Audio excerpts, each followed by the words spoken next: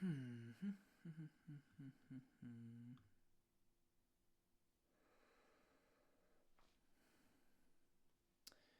Okay.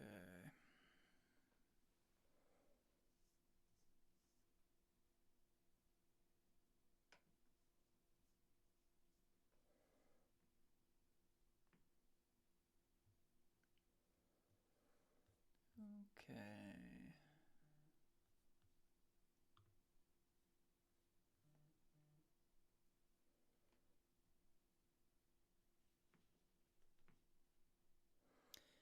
What is going on, everybody? First off, of course, for those of you watching the uh, stream archive, for those of you watching the VOD, wish you could have made it here with us today. But I hope you're having a great day. And it's a pleasure having you here with us on the VOD nonetheless.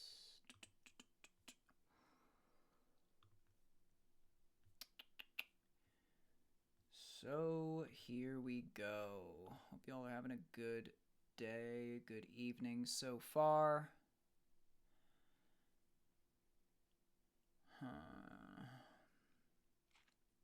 What's going on, Maria? Welcome back. I'm doing great. How are you?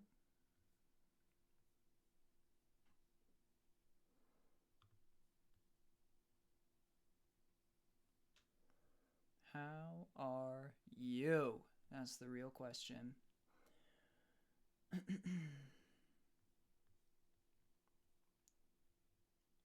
I think we're all set now. Yes, indeed. All right, all right, all right. You were working today. Very good, very good. Did you have a busy day? Lots of patients to assist? I am glad you're doing well, though, although tired. I understand that.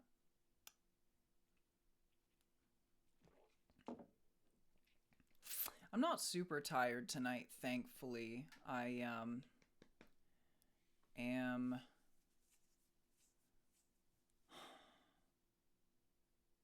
doing pretty good, actually. Doing pretty awake. But yesterday I was pretty tired. Sage, welcome back to the stream. Even though it's your first time here in the Twitch stream, welcome to the stream. We've missed you. It's great to see you. And I will now remember, Wiccan Woo is Sage. We got it. We got it down. She is here and she is following. Much love to you, Sage. Welcome back. Just a few patients, Maria. Very good. Welcome back, Catherine / Rivers, just in case Sage needed to know that. Catherine is Rivers.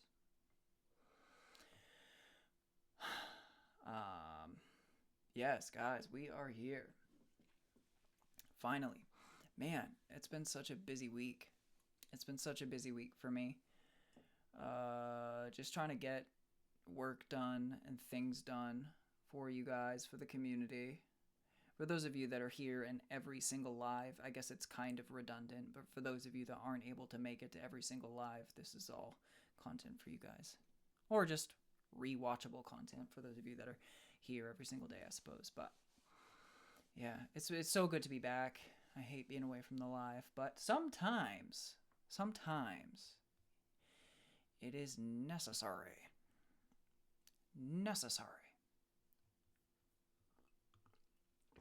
to get lots of work done. Only so much time in the day. You had to cover the comic book biennial. It was a 10-hour standstill. Wow. Maria. Now you're in your bed listening to me. Very good. That is very necessary, I would say. I mean, I would have to say that's pretty necessary.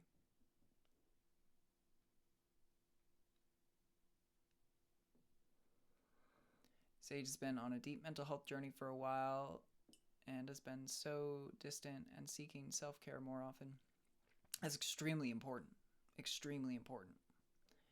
Um, whenever whenever I'm sort of not focusing enough on self-care and my usual really good routine um, of self-care, I feel it. I feel it big time. So it's super important to focus on, you know. And if that means time away from the stream while you focus on those things, then I get it, and that's really important and really good that you're doing that. But it's great to have you back. You know, you can find a balance, of course. And plus, I do the stream late enough where you're not having to do a whole bunch of stuff by the time I'm streaming anyway. So I hope your journey has been going well, Sage. And I missed you in the stream when you used to be here every day. We all do, of course. Othello, welcome back. Great to see you. Was hoping you would be here as well. And happy birthday to your dog. 7 years old yesterday. Technically for me it's 2 days ago now, but since I'm still awake, I'll just call it yesterday.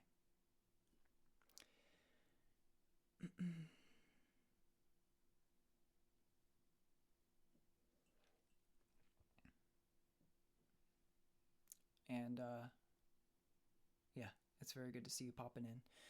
So Sage says, I've been too much of a people pleaser for so long and I've felt guilty about finding my new boundaries, so I'm trying not to feel that way. I've missed you so much. Good. I'm glad you've missed me. I've missed you too, and so has everybody.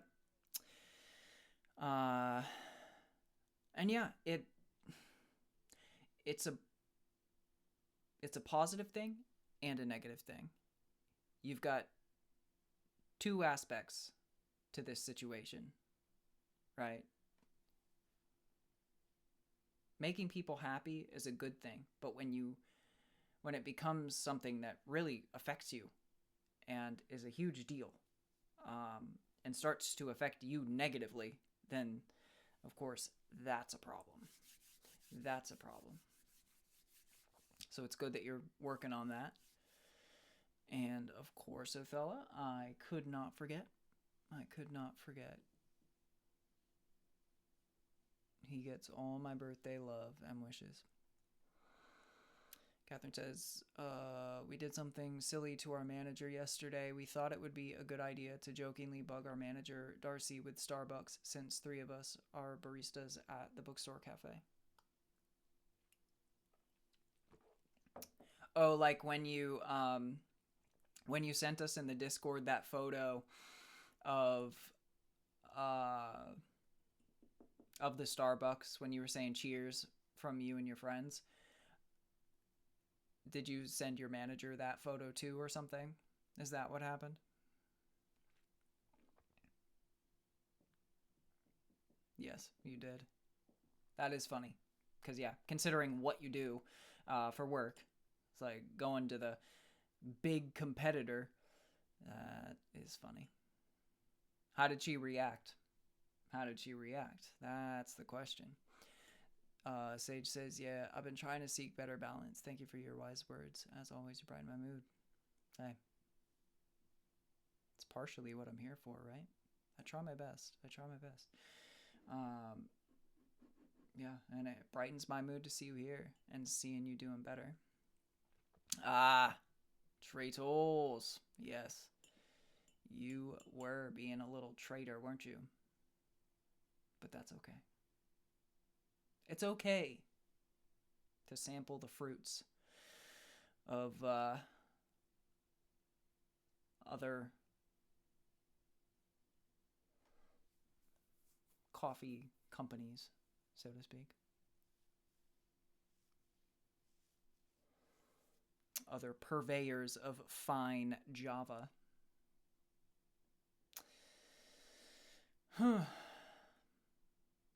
So, yeah.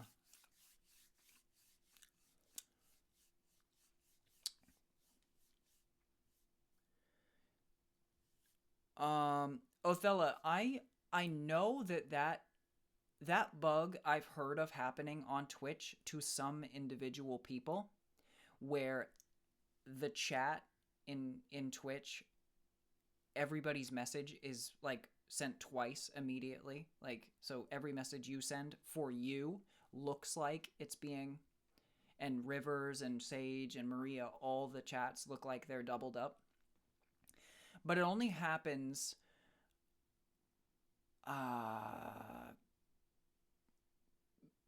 for particular people. So I don't think it's happening to everybody. And for me as well, the stream chat, I'm only seeing one of each. Maybe if you quit out of Twitch and go back in, or maybe it's just an account thing and that's just how it's going to be for you tonight. Who knows? I'm sorry you glitched, Sage. That's no fun. No fun. I was trying to find remember last stream I was trying to find a category for reading, like when we do our reading, and I couldn't think of one. I didn't think there would be one, so I just stayed in just chatting. Well, off stream a few days ago, I found one, so that's good. There is a category for it. Beautiful. Welcome back, Amira. Great to see you, and I've missed you too. I'm very glad that you're here, and I appreciate that I'm your favorite. I really do appreciate that so much, and I'm glad that you're glad that I'm live. Me too. Me too. I hate being away. But so busy. So much stuff to get done for the community here.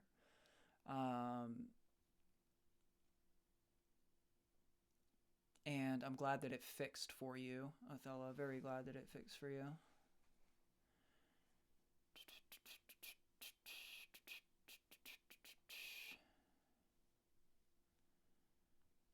Yeah. So we'll see what the heck we're gonna do tonight. We'll see. I'm not exactly sure. I bet you do, Rivers. I know you had the photos of the Starbucks, but you made sure to really get photos of you enjoying it. That's funny. That's really funny.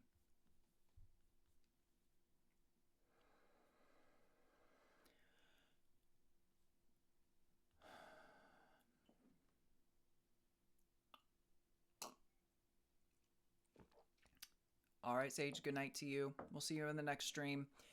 And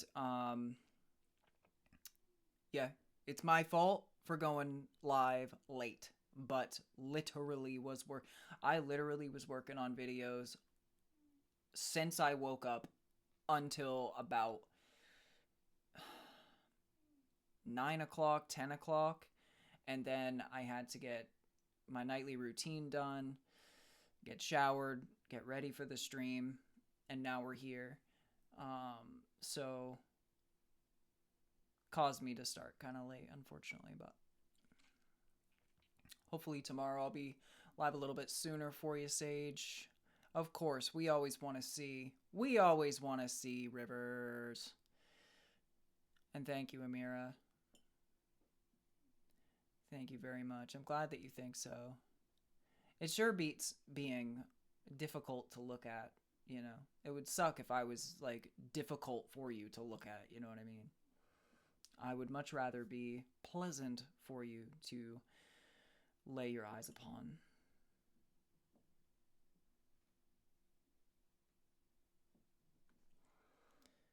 Let's see. Let's see River's photos. I will look at them now.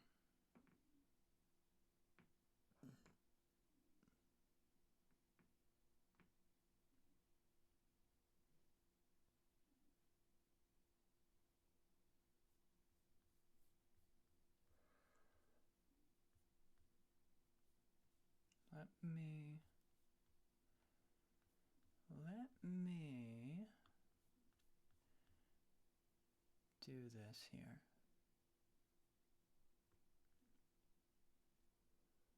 Oh, whoops.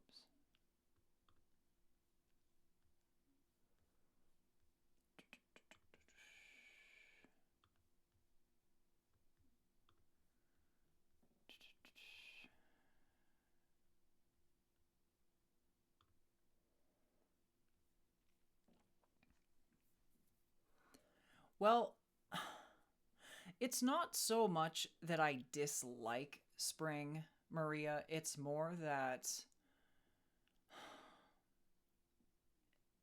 it's just that my favorite season is autumn.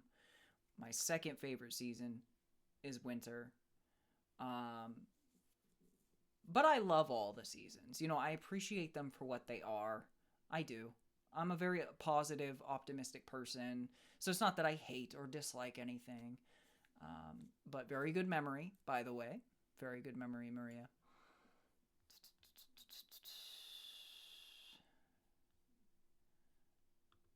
I'm just pulling up the good old Discord. Oh, yes. Very good. Really loving that Starbucks. That looks great. Amira loves the spring. There we go. Marianne says, I don't. Okay, I already answered that. But for everybody, happy spring and happy autumn solstice to those of us who live in the southern hemisphere. Indeed. Indeed. Happy spring and happy autumn solstice to you as well.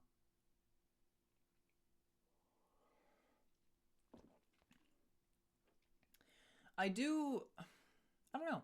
I kind of like the spring. Maybe, I don't know. Spring is nice here because it's not super hot yet. And toward the end of spring, you get a lot of beauty coming up and coming out.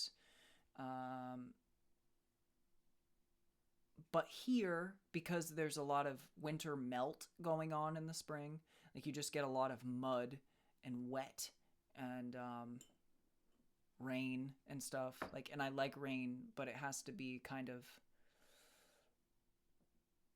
It can't spring. The rain is just too much. It happens all the time, sort of thing. But summer is like. I like summer because it's so beautiful and you get the full vegetation and flora, but it's so hot. So the spring is a nice contrast to that, at least.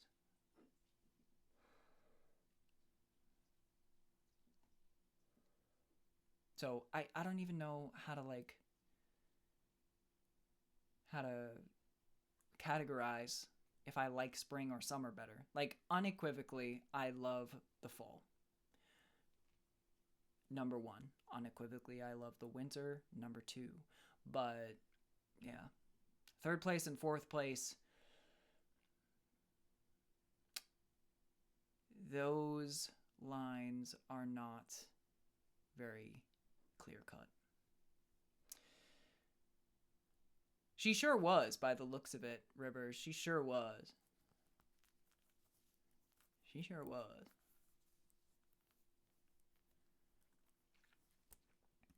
It's true, Amira. I wear a lot more tank tops in the summer than uh than I do in the winter and stuff. Although, I'm inside, so there are times where I'll wear them inside because it's still warm in here. I've got the fireplace roaring downstairs, and so it's fairly warm, but more often in the summer, for sure. And I'm glad you think so, Amira, as well. And I'm glad you think so, Rivers, also.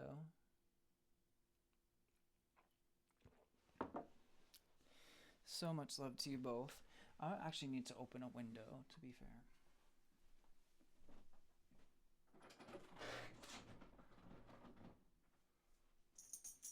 Because right now it's actually kind of hot, to be honest.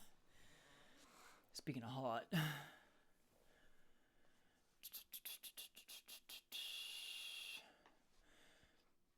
Yeah, some people hate the cold, Maria. I get it. I get it. You know, and some people just aren't built for it, or are really uncomfortable in it. And for me, I love it and I prefer it, but everybody's different, baby. Everybody's different. Nothing wrong with that. And also, in places like the southern hemisphere, unless you're at high altitude, very often you're not even getting the beauty of, more likely than not, you're not getting the beauty of snowfall. So you don't get to really experience the true, like, magical beauty of the winter season that I get to experience. Um, so that's another reason why it would just be kind of miserable in the winter. You know, it's like cold and there's not too much beauty in it. So, and thank you again, Rivers and Amira.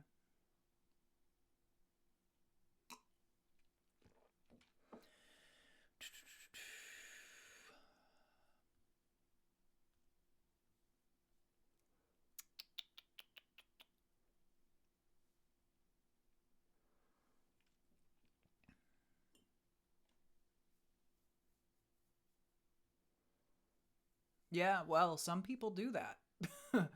Some people do that. I mean, plenty of people do that. In the United States, a lot of people do that where they don't change hemispheres, so they don't technically live out different seasons, but they'll do things where, like, when it becomes so, like, in they'll come up to the northern hemisphere in the summer and it'll still be warm, but it won't be insanely warm, and they'll get all the beauty of the northern hemisphere in the warmer months. And then they'll go in when it starts to get cold, they'll go down to the I'm saying the northern hemisphere, sorry. I mean the northern part of the United States. And then when it starts to get cold in the northern part of the United States, they will go down to the southern part of the United States where it's very warm, and they will just spend their winter in a fairly warm place that doesn't really get any snow or anything. It's still like a fairly tropical climate, like in Florida and things like that. So that's a good question, Amira. The necklace that I'm wearing, I've had for so long.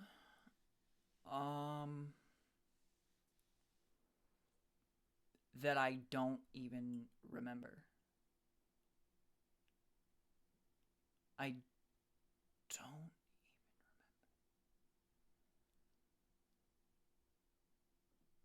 even remember. I mean, it's definitely over 5 years. Definitely over 5 years. And within about a year ago, I I took some links out because before it, like, fit kind of loose. And so I actually went to the jeweler and got some links taken out and made it fit the way I wanted it to. So I wear it a lot more ever since I did that. I used to wear it a lot, even when it didn't fit as well as I wanted it to. And then for a long time, I didn't wear it at all. And then past couple years, probably, I started wearing it again. But I mean, it's definitely over 5 years, probably closer to 10 years that I've had this. Very long time.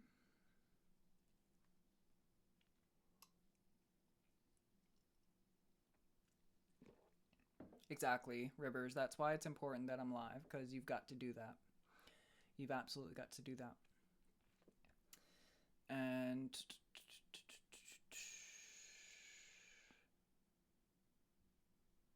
I love that you think of me every day, Amira and Rivers. That's amazing.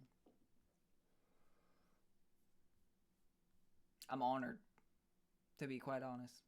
I'm honored. Hmm.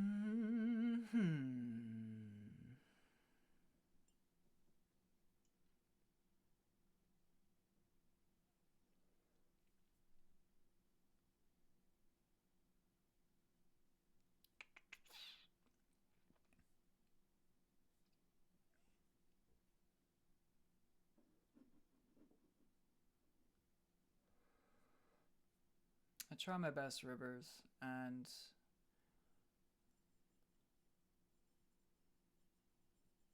I do. I do. And you're also amazing. All of you are to me. To me, you are all amazing. And I always love hearing about your guys' day, and and just what's new. Like I know recently Rivers went out with her friends and went to Starbucks. I don't know what happened today per se, but I know that Maria was working today, stuff like that. Um Othello was celebrating. Oh, look who's behind me. Hello. What you doing? So there she is. Othello, you're here still. That's funny. And I was just talking about you. I was just saying that Othello was celebrating her baby boy's 7th birthday. And Sage has been doing her mental health journey. I don't know too much about Amira's day, though.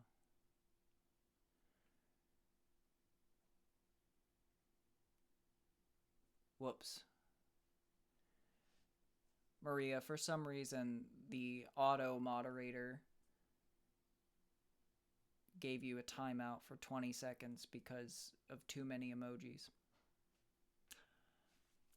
I didn't do it. It was the auto moderator.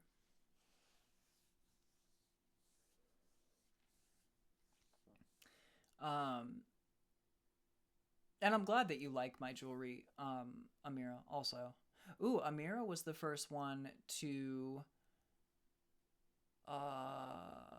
catch Ivy. Look at that. And then Rivers, and then Othello, and then Maria says relax. Well, I don't know why you're telling me to relax, because I'm always relaxed. If I was panicking or freaking out, you'd know. But Ivy's gonna sit here and watch me stream. Yeah.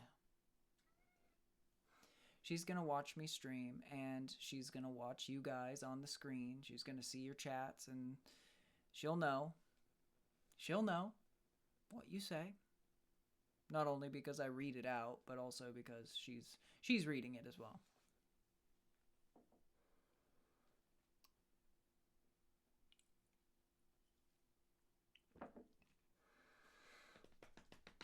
You're sick again, Othello. Gosh darn it.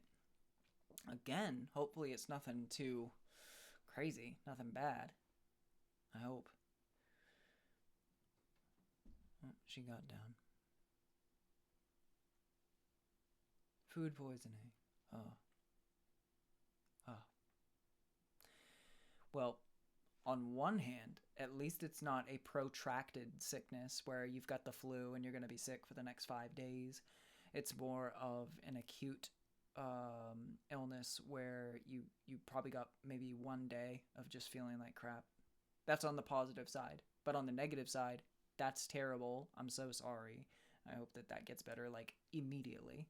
And I totally understand that you're not going to be in the chat all that much, but just watching, just listening, and there's nothing wrong with that. Nothing wrong with that. Yeah, it's just a filler word. I get it. I know, Maria. I know. I get ya. That's good. You're on the mend. That's good. You're on the mend with all. I love to hear that, Rivers. That is amazing. I love when you guys share the stream. I love when we grow the community with, more beautiful people.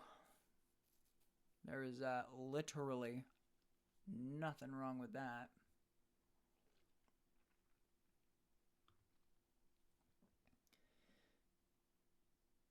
There's only everything right with that, in fact. They're at work.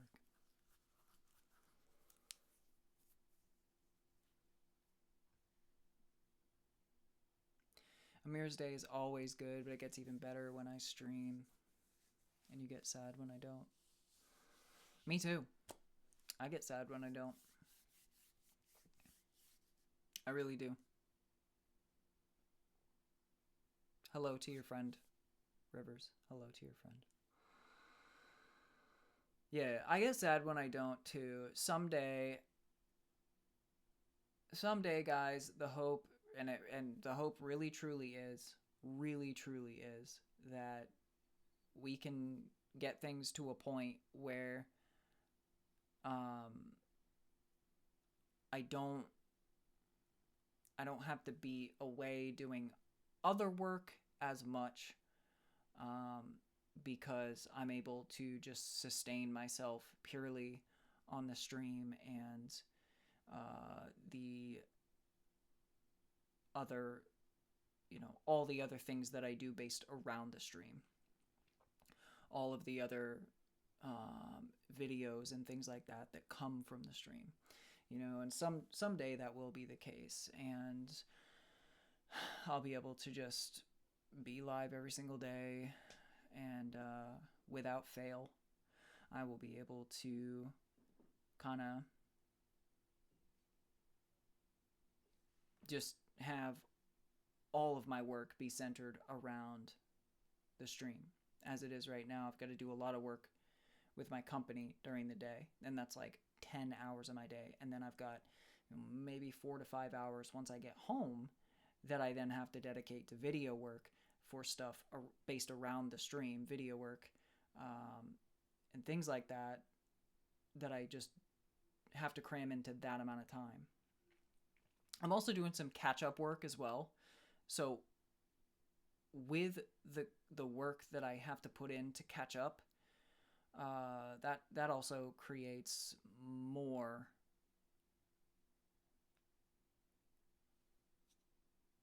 just busy work for me, because I really don't want to let these old streams go to waste. There's a lot of stuff that I have to catch up on. Like, for instance, Baldur's Gate, we're on day 14 or 13, I believe. 12 or 13. And I only have up to day 4 released on the gaming channel. Things like that. But I have a lot more going on in the background, so as soon as I can start just spending most of my day, half of my day doing the video work instead of just a few hours, and then I've got to get to sleep so that I can wake up early to do a lot of work for my company yet again. I can start doing half of my day on video work and then the other half of my day purely just streaming, and it will be a perfect system. And soon enough, financially, we'll be able to make that happen, because that's ultimately where this will be going and where it will be headed. So trust me, I freaking hate not being on the stream. I really do. Maria, totally understood. It is late. I get it. And you've had a long day, so do not worry. I believe it too, Amira. Every new day, we grow the community a little bit more. Even when I'm not on the stream. Like I said, we have a lot of other, um, we have a lot of people in the community that have never even been in a stream. They just watch all of my videos that are from the stream, whatever it might be. The just chatting streams on TikTok, the gaming streams, just the YouTube night clips that we do out of the stream, all that stuff. All that stuff, baby.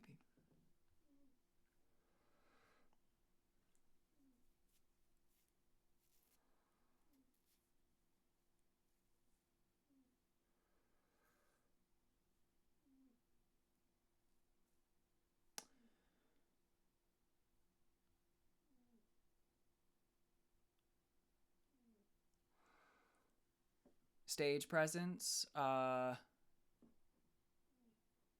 Do you mean that sort of metaphorically? Like, because I'm not on a stage right now. That's what I mean. Like, you referring to the stream? Because, yeah. If you could clarify. I think that's what you're talking about, though. Oh. Yeah, well, from the music, I don't I don't necessarily know. I think it's I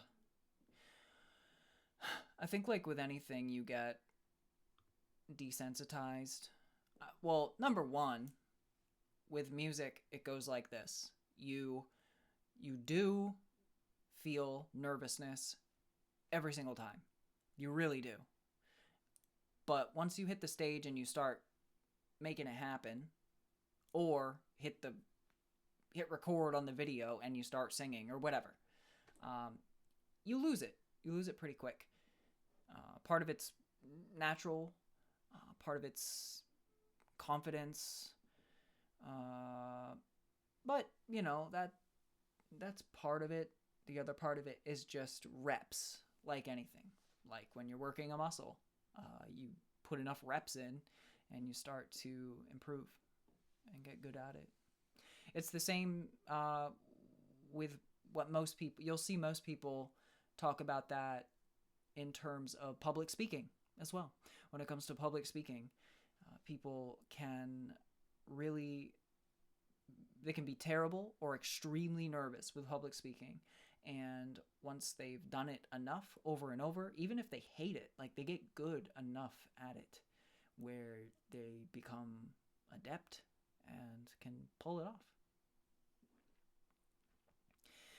But for the live streams, it's even easier because there's not so much of a, like, I am live, but there's a screen separating you, so there's that degree of separation, I suppose, that makes it easier. But especially since I've done a lot more nerve-wracking things like live stage performance and things, like live streaming is nothing compared to that. It's just nothing compared to it. So yeah. And also with live streaming, it's the same. It's reps, and as many of you know, I've just been doing it for so long. So long. You get good at it. And I enjoy it, I highly recommend for everybody to double down on what you're good at, and do what you enjoy, because it comes through.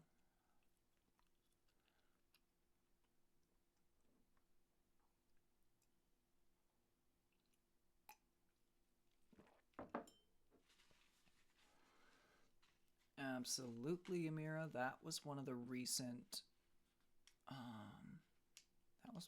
Jackson Downer clips for sure. I was in that stream I was messaging, I was responding to somebody that was asking me a relationship question in that moment. I don't remember exactly what it was, but no, I'm not toxically clingy. I am I'm the other side of that coin where I was describing how I like to be in contact with my partner in a relationship. I like to, you know, hear from them and check in and throughout the day and things, but there's not like a level of extreme clinginess because it's not super healthy to be that way. I mean, you can't really help it if you are. I mean, you can train it out of yourself, I suppose, but it's not a healthy way to be. And it can be very aversive for most people on the receiving end of it. There's clingy and then there's toxically clingy, you know? Like there's clingy in the playful sense, like you could even call I really would like to hear from my partner often and things like that as clingy. You could call it that, but it's, it probably isn't really categorized as that. But anyway, no, not toxically. It was just somebody that they were I think it was that they were talking about how they don't the person that they're talking to, they don't hear from them so often, like they disappear for days at a time or something like that. And I was like, well, maybe you are toxically clingy, or maybe you just want to hear from them every so often. There's nothing wrong with that. If that's something that's really important to you, and if that is, then you need to have the conversation with them.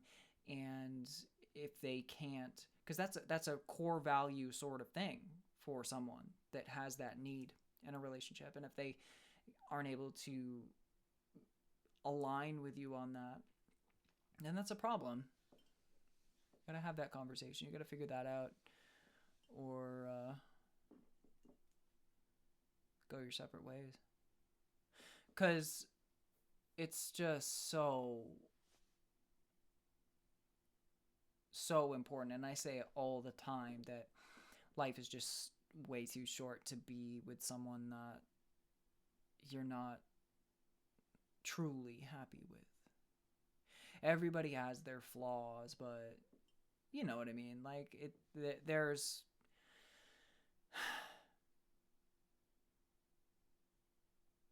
a level at which you're just not happy with this person, Like there's like, oh man, it kind of annoys me that they don't clean up their socks, or they don't like put their clothes in the dirty laundry. Like there's things that you can handle, and then there's things that are like, no way. And there are some people that choose to put up with these things forever, and it makes them miserable. And then there's people that really know their worth and value themselves and their happiness enough to kind of step away and find somebody that gives them what they need, at least to a degree where they're happy, relatively, most of the time. There's a lot of caveats, but happiness isn't a steady state. You can't be happy constantly, or all throughout the day, every second of the day, all that sort of stuff. So my love languages are, oh man, I kind of forgotten.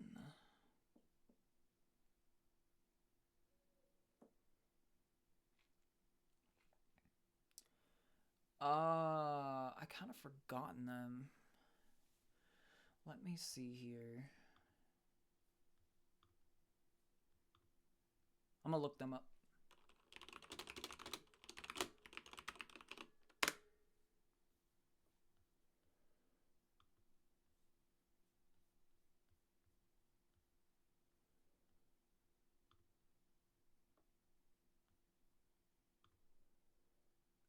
Here they are, folks. So there's 5.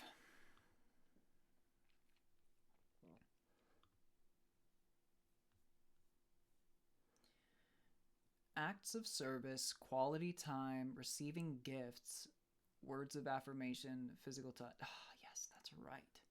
So quality time was the only one I could really think of in the moment.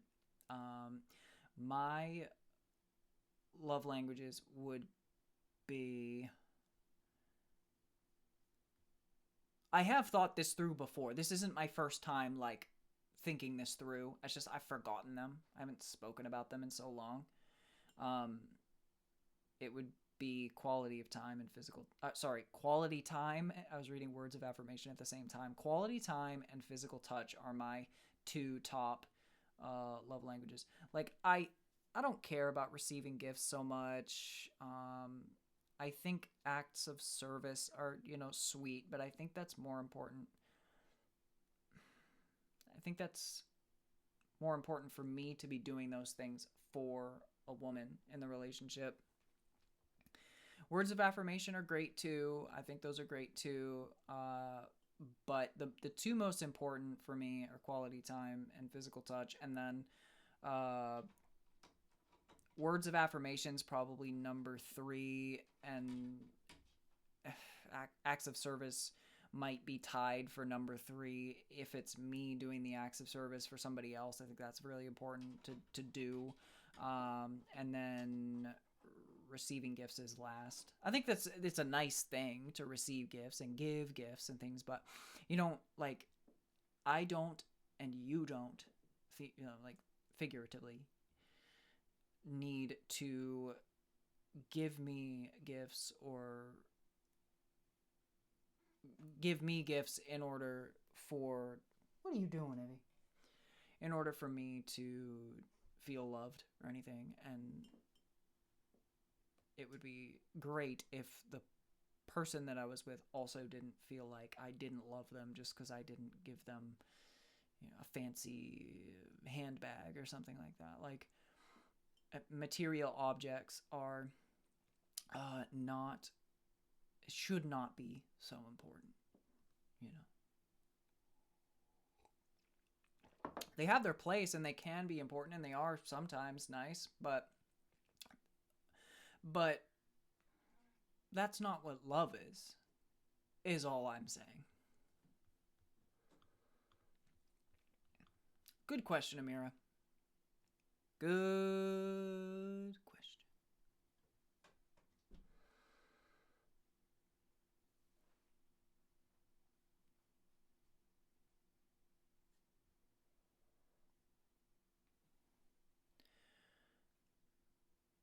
I think Ivy might want to go out. I may have to let her out. Just a second. I gotta let Ivy out. I'll let you out. Go ahead.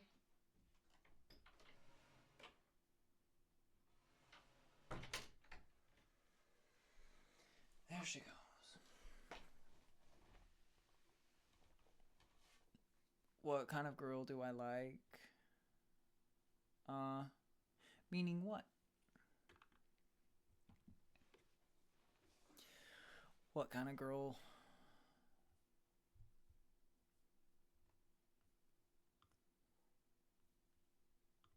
I just mean it's a broad question.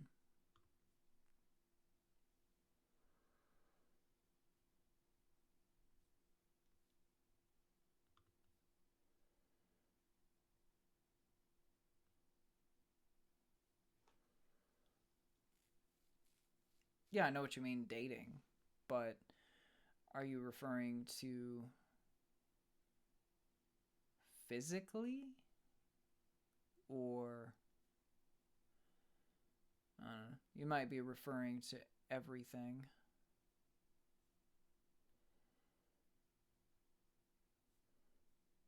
I don't know. Maybe you're referring to literally every type, like uh, physically and mentally and just everything in between everything. Well, loaded question, Othello. Yeah.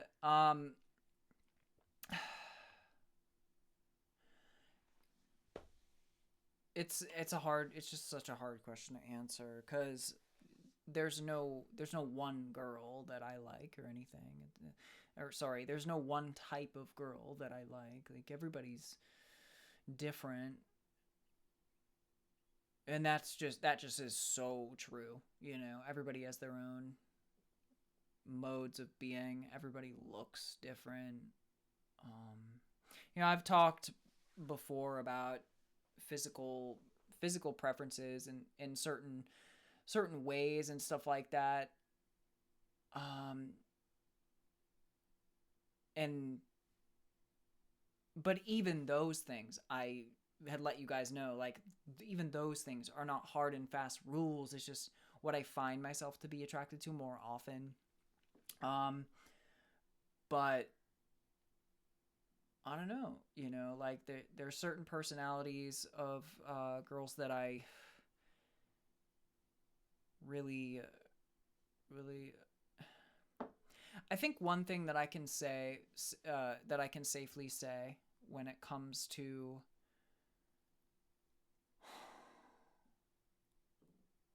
a girl is that I think I like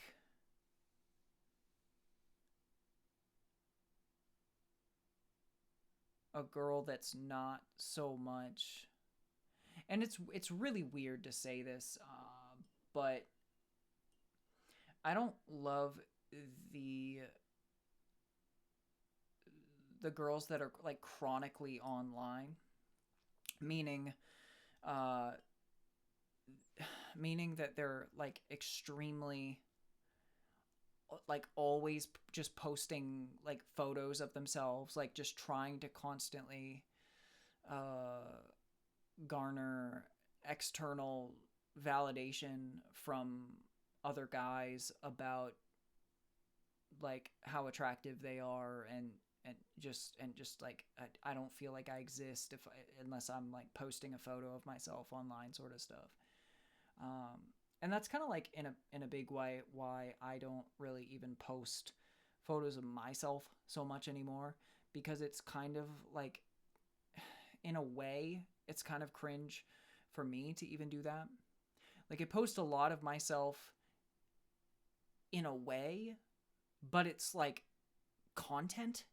Like it's not, none of this is like focused around look how attractive I am. Like give me attention because I'm attractive, and like let me like flirt with me and let me flirt with you. Like it's not what I want. It's never what I've wanted, and it's not what I'm like trying to do here. So like it sounds weird because a lot of what I do is online based, but there's a difference, and hopefully I'm conveying that properly. But anyway, that's something that I dislike. So they're like, I think a lot of the girls that I've been into famously have been, not famously, but like a lot of the girls that I've been into more often than not are not like, and especially girls that I've actually dated, they've not had like this big online presence. Um, I guess that's just something that I prefer.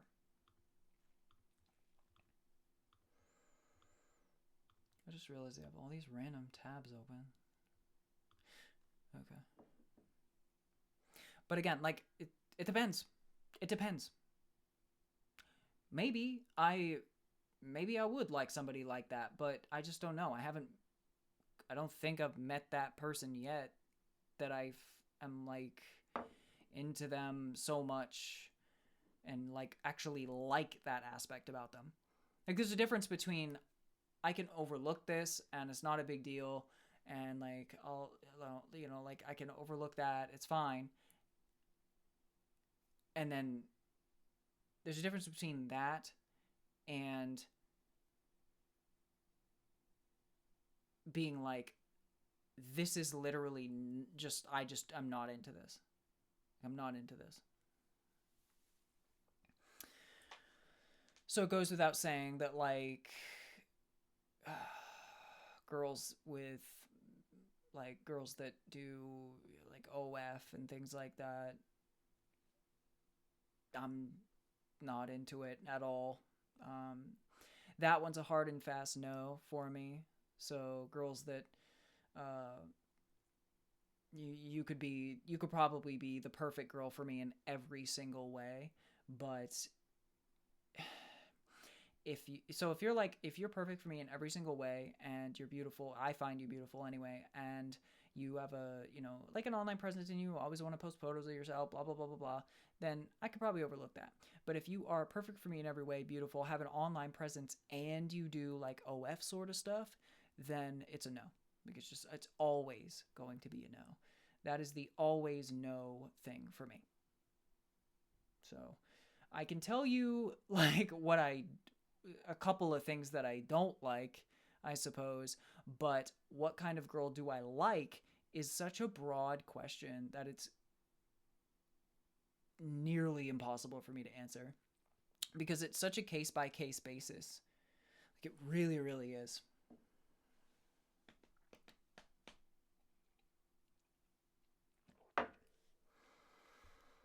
Unfortunately, because I wish I could answer that question.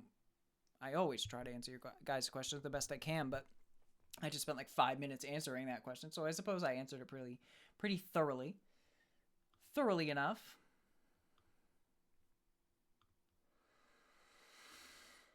Hmm.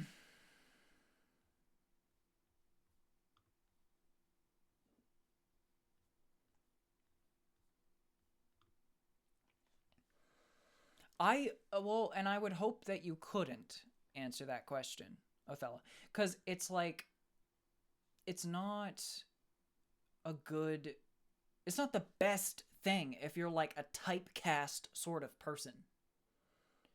If you're like a typecast sort of person, it just feels really shallow to me.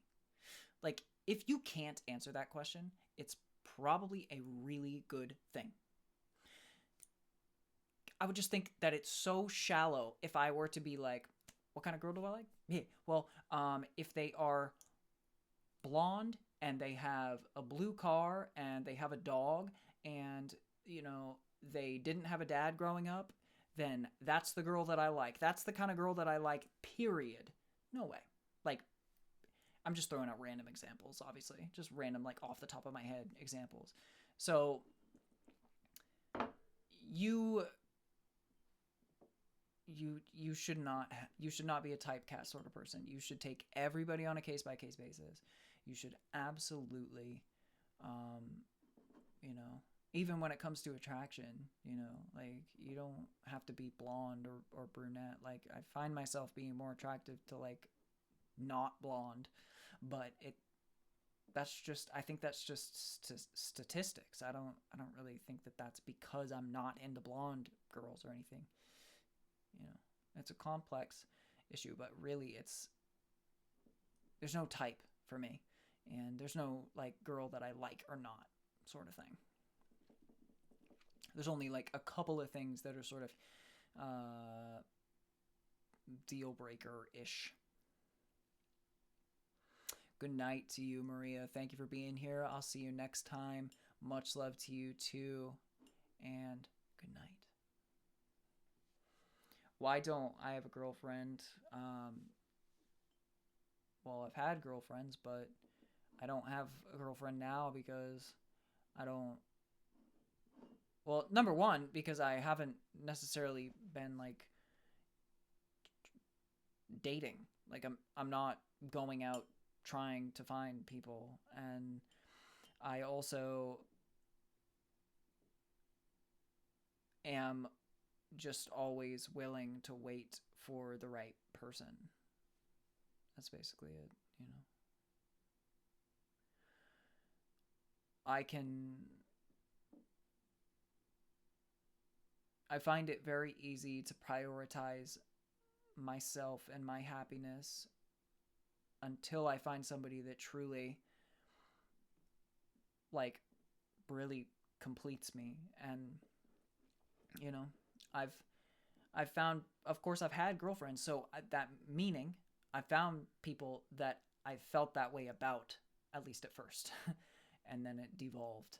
And, you know, things, you learn things about people, or um, you know, cracks in their personality, who they truly are, start to show through, things like this, that become massive problems. And then you got to go your separate ways. But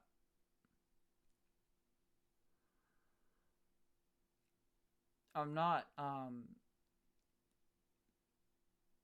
I'm not fatalist about this or cynical about this at all, because there's plenty of people in my life that I have seen and found, in my own family, in fact, that are extremely happy together.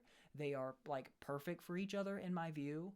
Um, you know, my mom and my stepfather, for instance, are just perfect. You know, they have little arguments here and there, seldomly, and they're stupid. You know, they're just stupid little ones.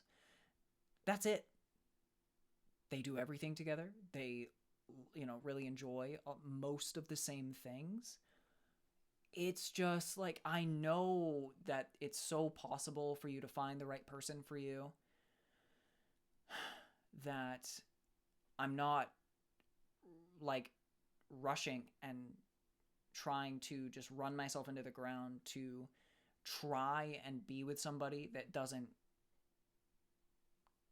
complete me the way that other relationships in my relationship goals, sort of people like my parents, have. And me too, Amira. And me too. Like, that's exactly what I want, you know? That's exactly what I want. It's not too much to ask. It's very simple, to have something like that. It's just, you got to be at the right place at the right time. You also got to put yourself out there. So that's another problem that at least for the past like 6 to 8 months, I've not even really done a good job of putting myself out there, or trying. So I think that's also partly a symptom of trying so hard to get myself and the stream and what I'm trying to do here to a good place before I can. There's just so much work to do, and there's so much building, that I'm doing, and things, that it's hard for me to even have any time for things like that.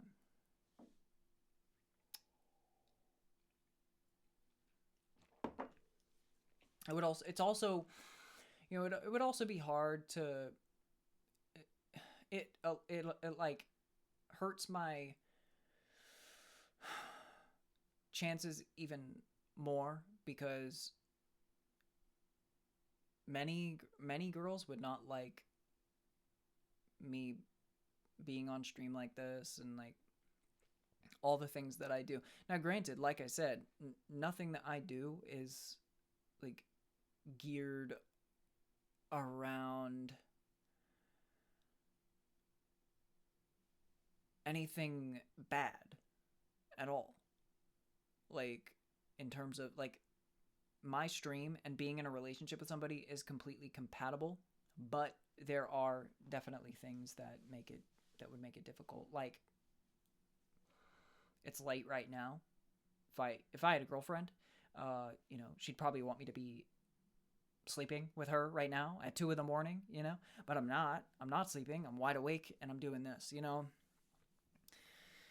There will and would be jealousy that plays into it. Blah blah blah blah blah. You know, like, you can see exactly what I'm saying without me having to explain it. You know, so. But yeah, no, it's good. That's good. We have the same mentality, Amira, for sure.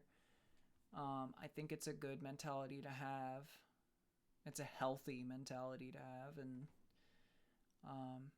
yeah, like, if and when it happens, it will happen. But there's just so much, like, with me being such a complex person, having so much going on and working so hard all the time, like, this would have to be a very understanding sort of girl, and, you know, there'd have to be a lot of prerequisites being met there which will happen and does happen.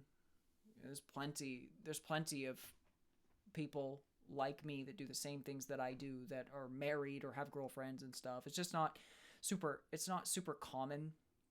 Like the most guys that you meet don't have all the stuff that I do going on, and they might only work, 8 hours a day, whereas I work way longer. There's so much shit going on with me, and I'm very public facing, and there's all that. There's a lot. Sounds good, Amira. Sounds like a plan. Sounds like a plan.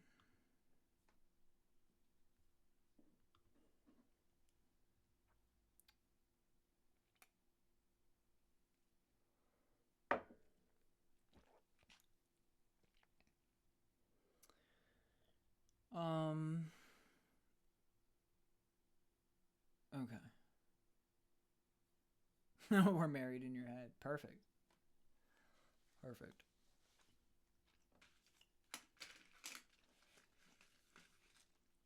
If I didn't respond to you, Rivers, I'm sorry. I see that you're just listening. I see that you're still here.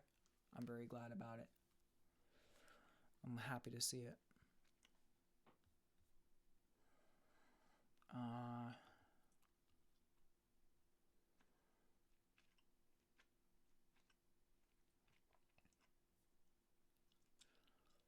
Okay.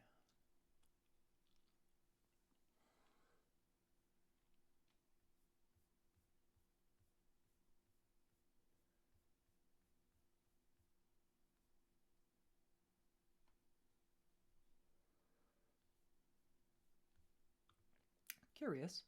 Ooh.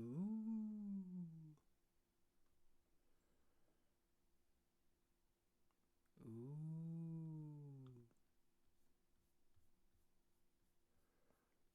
Okay.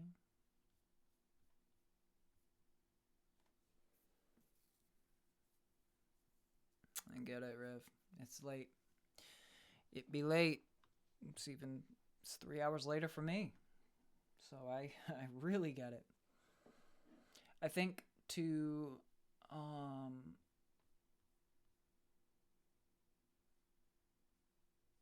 close up the night, I will read to you guys a bedtime story. And that will be that. We'll close off the night with that. I was hoping to also do a little YouTube night action, but I won't have time for that because it's already 2. So hopefully I can start to stream earlier tomorrow, and we're going to YouTube night as well. But Amira asked, why do you usually break up with people? Good question. Good question. I'm surprised you didn't ask that one sooner, because I knew it was coming. I usually break up with people because I'm miserable. If I get miserable enough, I have to go. And usually if I've been with them long enough, like my most recent relationship, which was now, 2 years ago?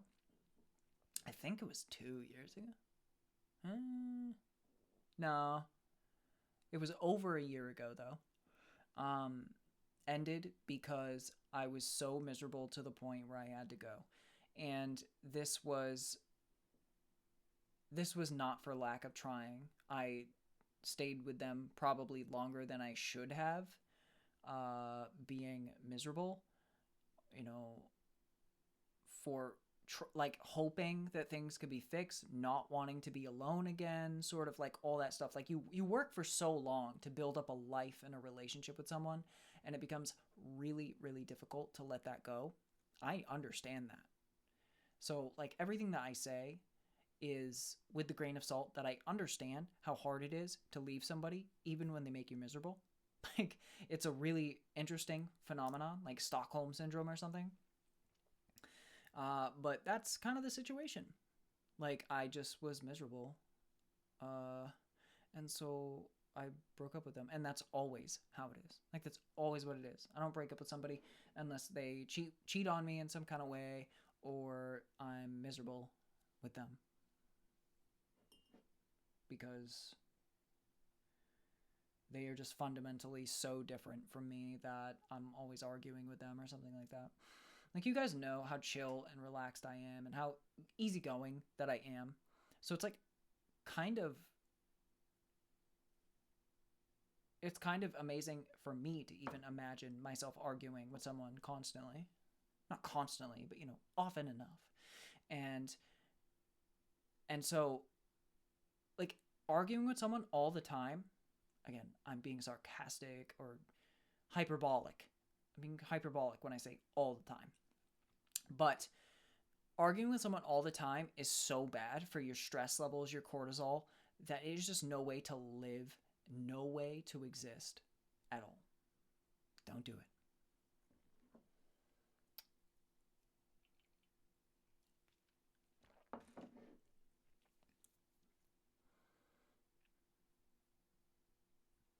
I love that, Amira, and I love the confidence. That is a beautiful thing. That's a very beautiful thing. I'm sure you are amazing. I mean, just the little bit of you that I get on stream tells me you're amazing. So, um, Rivers loves a good bedtime story. I love it and love those emojis too, Rivers. Othello says, yay, bedtime story time. Yes, indeed. I'm glad you're excited. Yeah. I am too. Because you know what, guys? I have been wondering what's going to happen next with our old pal Jonathan Harker in Chapter 2.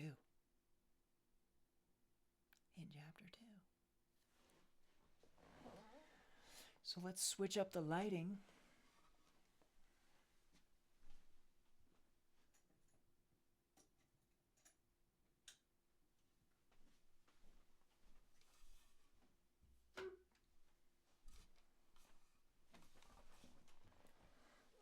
Boop.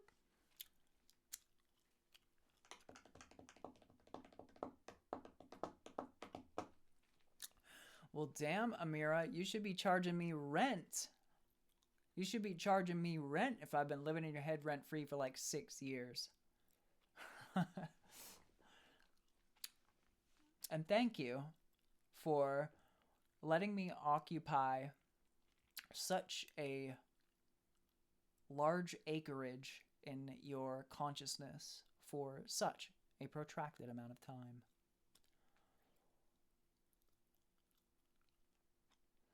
Mood lighting! Indeed, Othello. You were here for the last one, weren't you, Othello? Or did you fall asleep too soon? Yes, definitely get me a book donation going. That would be great.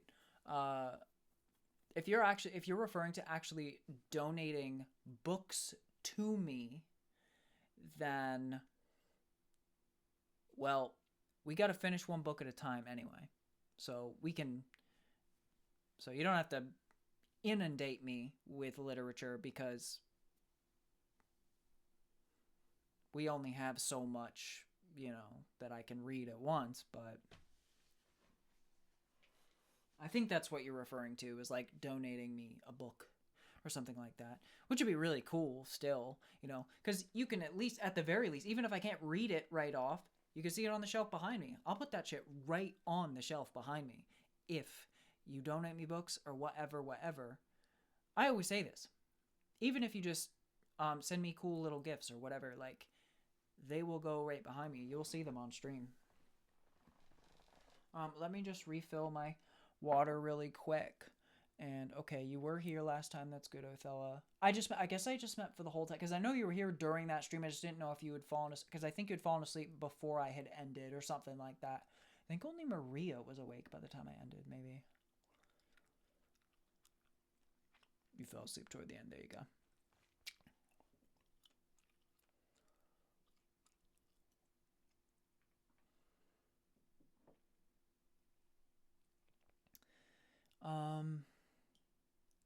I pay by going live. Perfect, Amira. Yeah. Okay, fair enough.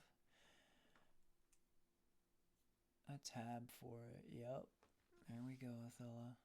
The beauty of the books that I'm able to read for you guys on stream is that they are usually free. So it's not a huge deal. Like I can get them through my book provider, like I did with Dracula here, for free. But I would still love to get books from you guys that I could just read. Even if they're not in the public domain, so I can't read them to you, I'd still love to read them, and have you guys be able to see them on the shelf and things like that. Put your gifts up then. Yes, Amira, you definitely did send me a massive treasure trove of gifts 5 or 6 years ago. Back when I was doing the stream back then. And one of the gifts you sent me was my green beanie that I wear on stream. I wear that beanie on stream sometimes. I like I've worn it like many times within the past year on stream. But as for other gifts that I could put behind me from you, I don't know what else you had sent that I would be able to put back there or up there. I don't think I have anything else from you like that. There were, I mean, you had written me a like a letter, a note, and things like that. But I don't know if I have everything else.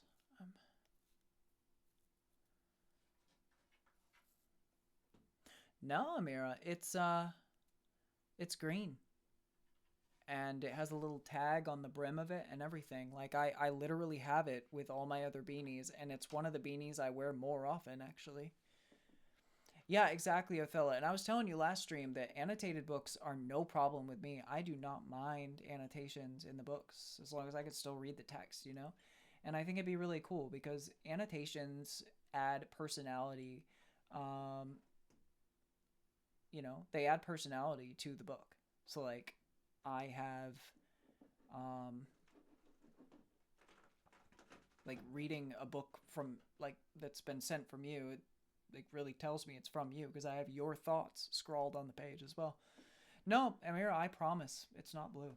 It's not blue. It's green. I 100% promise you I would not forget because I've had it in my possession for 5 or 6 years. Trust me.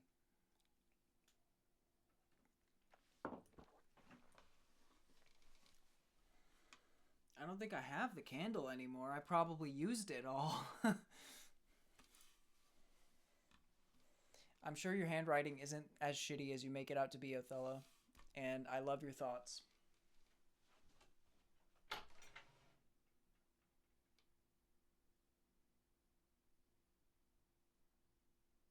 What are you doing?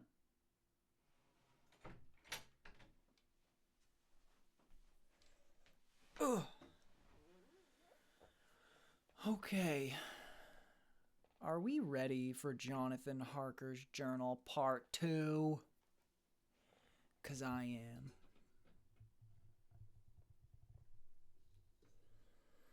Ready.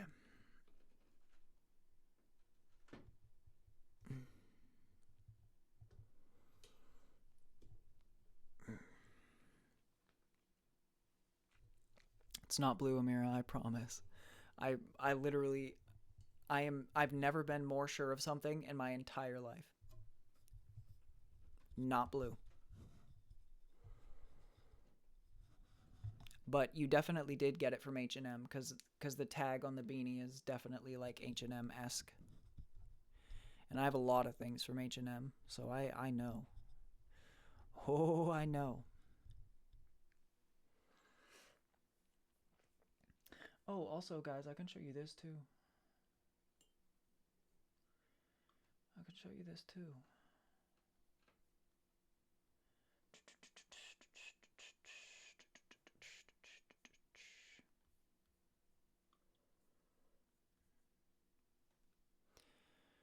Um, oh, frig. I gotta bring it down because of the lighting. Well, that's hard to remember. It's been a long time, Amira, so I get it. It's hard to remember exactly when you met me or found me, you know? I totally get that.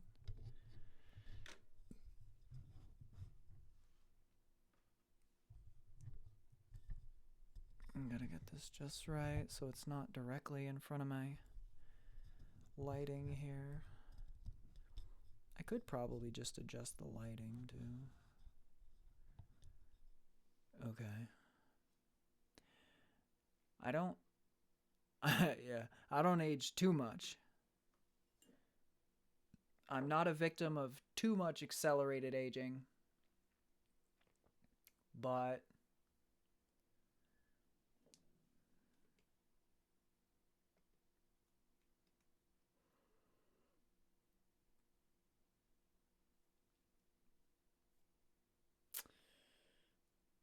yeah. Okay. I accidentally just clicked on a recording of mine. You have a black and white striped shirt from H&M. That's awesome, Catherine. I have many a shirt from H&M. I love H&M shirts. Uh,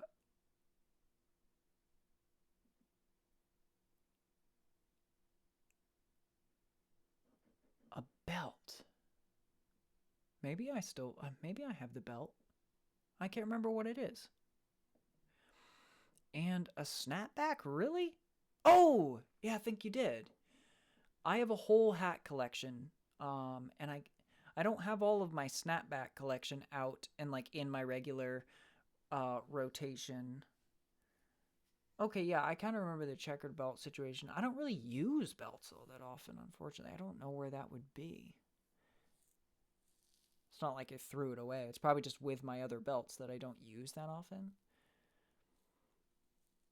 Um, but the hat though, the beanie is something that I use like regularly. You'll see it if you're in the stream. Next time I wear it, I'll make it very clear to you that I'm wearing it. But yeah, the hat too. That's definitely something that I would wear and have worn. I just can't. I don't know if it's in my regular rotation. I can't remember where all my hats are. They're somewhere around. I know they are. Anyway, freaking lighting, dude. Maybe okay, so I've just adjusted the lighting, so I think it's going to allow me to go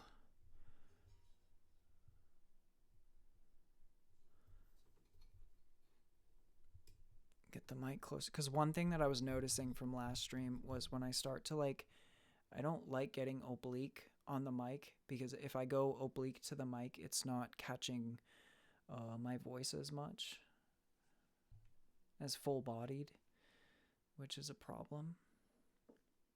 Oh, I love that. 1000 plus luck. I love that, Amira. Right? Yeah, they do have special attributes to them. 100% they do. They certainly do.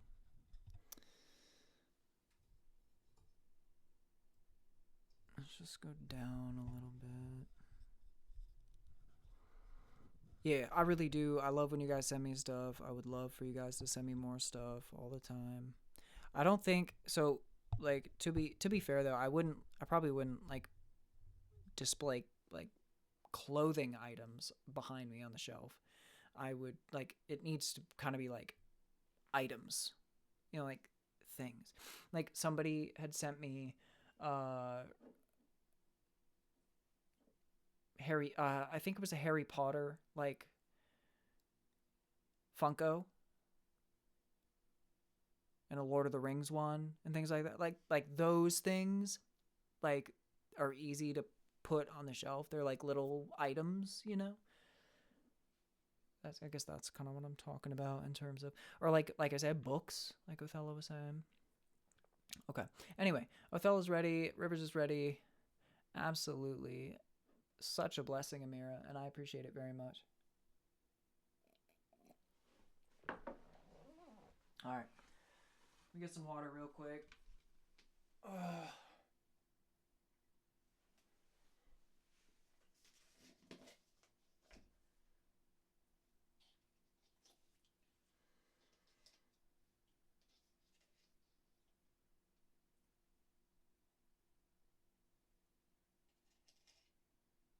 Oh, we gotta change the stream category too.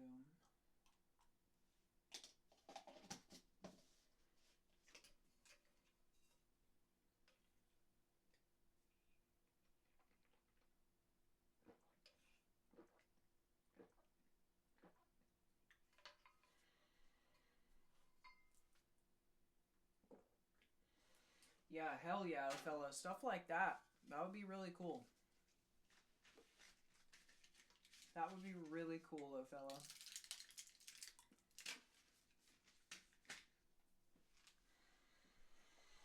That would be so cool. So, guys, one of the big things that I've been working on this week, I'll show you before I start the book. I'll continue the book. One of the big things I've been working on this week is launching a podcast for the book readings with enhanced audio specifically for the podcast. So there's going to be a lot more, there's a lot more like body and volume, and anytime I mess up in the reading, like that gets cut out and things like that. Launch this into a podcast. So every new podcast episode is another chapter from the book. It's in the books genre of podcasts. This was a brand new thing for me, so it took me about 4 days to launch an entire podcast. There's also video component to it on YouTube and on Spotify podcast. I use Apple Podcast, and so there's no video component on there, but everywhere you consume podcast, it's there. But if you want the video component with it too, that's on Spotify and YouTube. So that's something that one of the big things I've been doing this week. I'll show you. So Jackson Downer Reads is the podcast here. And as you can see, we've got episode 1 is already launched. Well, you can't even see half of it, unfortunately. Let me click into the episode. You can see this is the cool cover. It's got like Sherlock Holmes, and there's Dracula, there's Phantom of the Opera, Alice in Wonderland, Little Red Riding Hood, Frankenstein, and then of course yours truly with a book. I designed this myself. And then every episode has a cover to it that will, kind of convey what is going on in each chapter, description of the chapter itself, which is here. It's kind of behind my face here. You get a nice transcript where you can read along.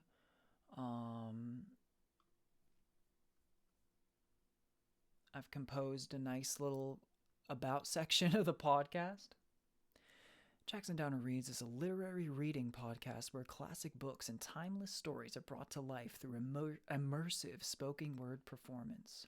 From gothic fiction and legendary novels to haunting tales and enduring works of literature, each episode invites you into the atmosphere, language, and power of great writing, one chapter at a time. Whether you're here to revisit old favorites or discover iconic stories for the first time, this is a place to slow down, listen closely, and experience literature in a deeper way. And every episode has a nice little intro from me, which the one chapter at a time situation is part of the intro. Hopefully this isn't too loud on stream. I actually listen to all my podcasts in like 20 billion times speed. So I don't actually know how to change that. on here. But where great literature unfolds one chapter at a time. You'll have to hear it for yourself. The music is also like gothic old. The music only comes in during the intro and the outro, though, so it's really just me and my voice throughout the whole thing, for the most part.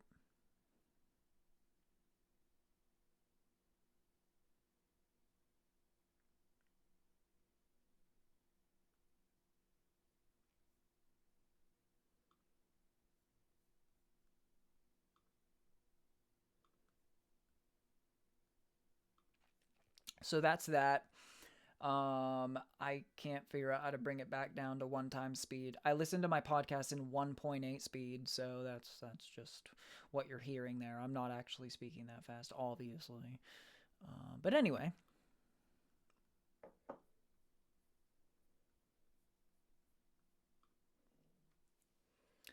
so anywhere that you consume your podcast, Jackson Downer Reads is the name of it. And it's on YouTube podcasts as well through the YouTube channel Jackson Downer Reads.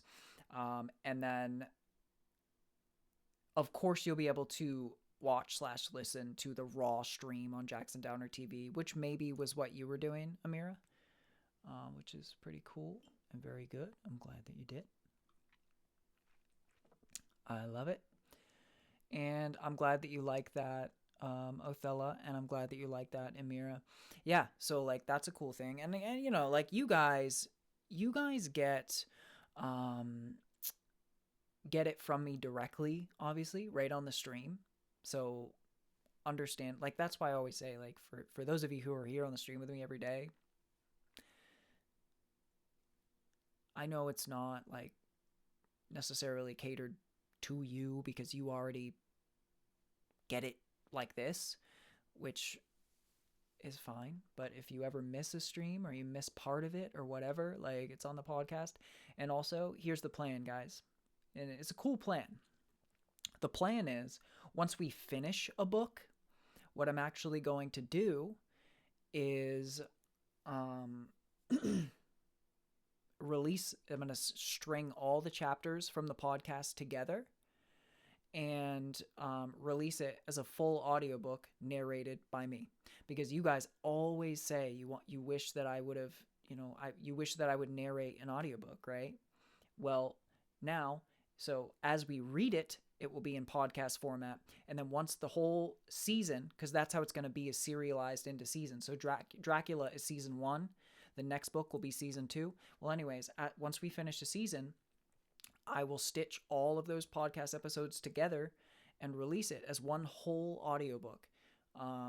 And so you will actually have audiobooks narrated by me that you can listen to in full long form format. But until the book is finished, it will be in serialized podcast form.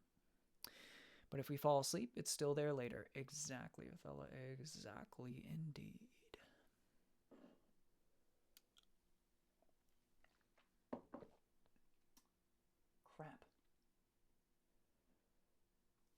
Crap. Okay. One more second.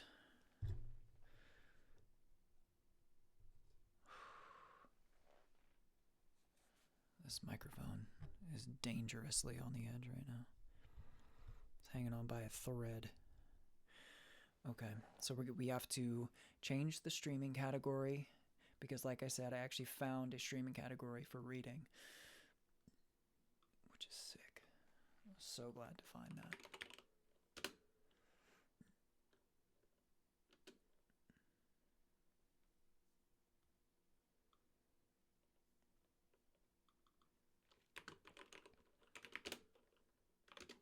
And also the other good thing about it is, guys, like with my audio engineering skills and stuff like that, like I actually do enhance the audio quite a bit compared to the stream, which I don't have control over that.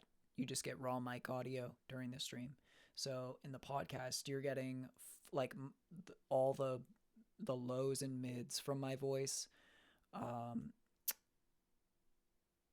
as well, along with nice podcast slash audiobook level compression, and so it's just the kind of quality that you expect from a high quality audiobook or podcast. So that's the kind of nice audio that you can get from the podcast version of this. Dracula Chapter 2. Just a second. Got to refill my mug here. And then we will embark.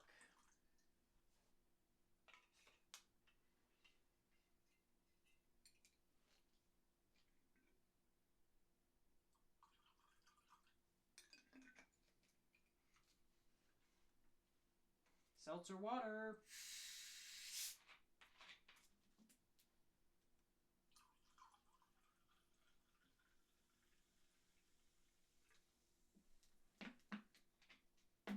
Good for the soul.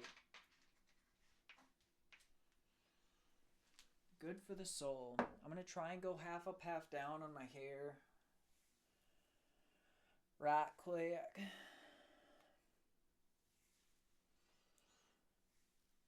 By the way,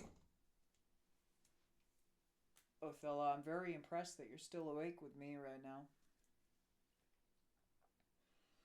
You especially. Like I know it is Saturday, but still. I'm impressed nonetheless. Okay.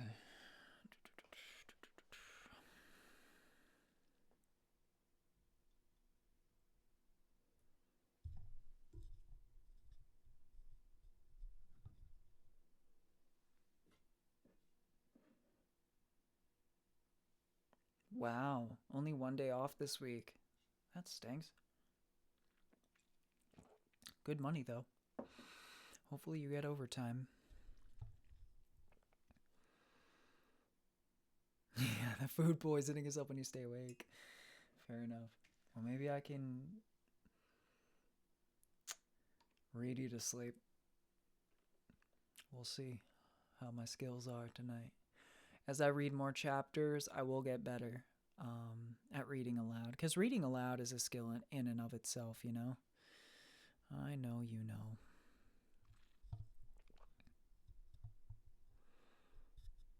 It's not easy to do. And also the other thing that was really that is really subtle in like audiobooks and podcasts is you typically don't hear the reader's breaths.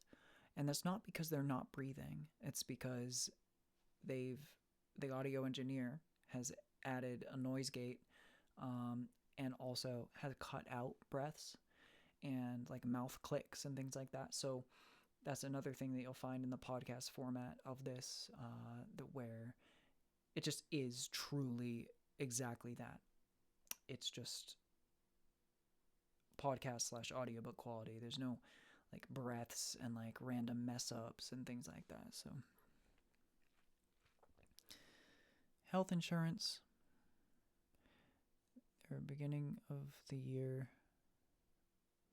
Oh yeah. Yep, it's that time of the year for you, Othello. Gosh darn it. Gotta love it. More like gotta hate it, but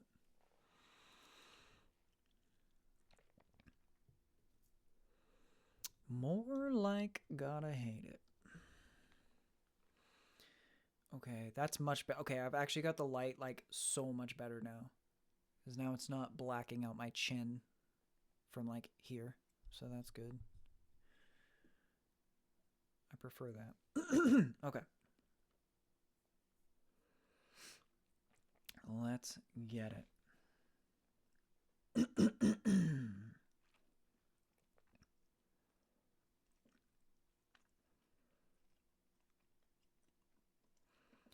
So, chapter 2 is beginning more from Jonathan Harker's journal.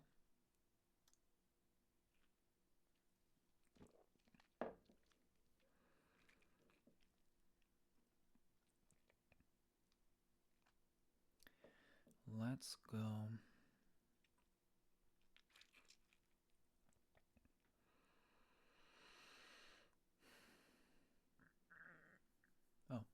and change the stream category. All right.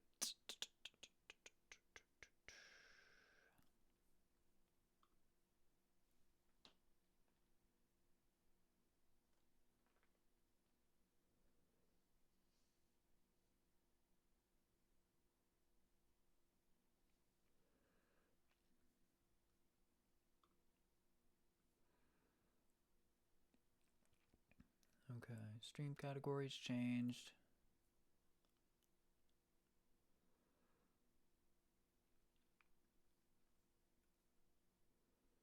And there we go. Okay.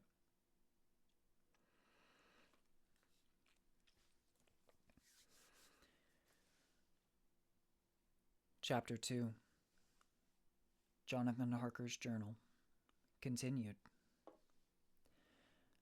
The 5th of May.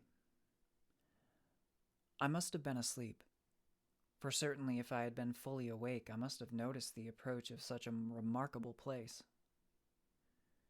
In the gloom, the courtyard looked of considerable size, and as several dark ways led from it under great round arches, it perhaps seemed bigger than it really is. I have not yet been able to see it day by light. I have not yet been able to see it by daylight.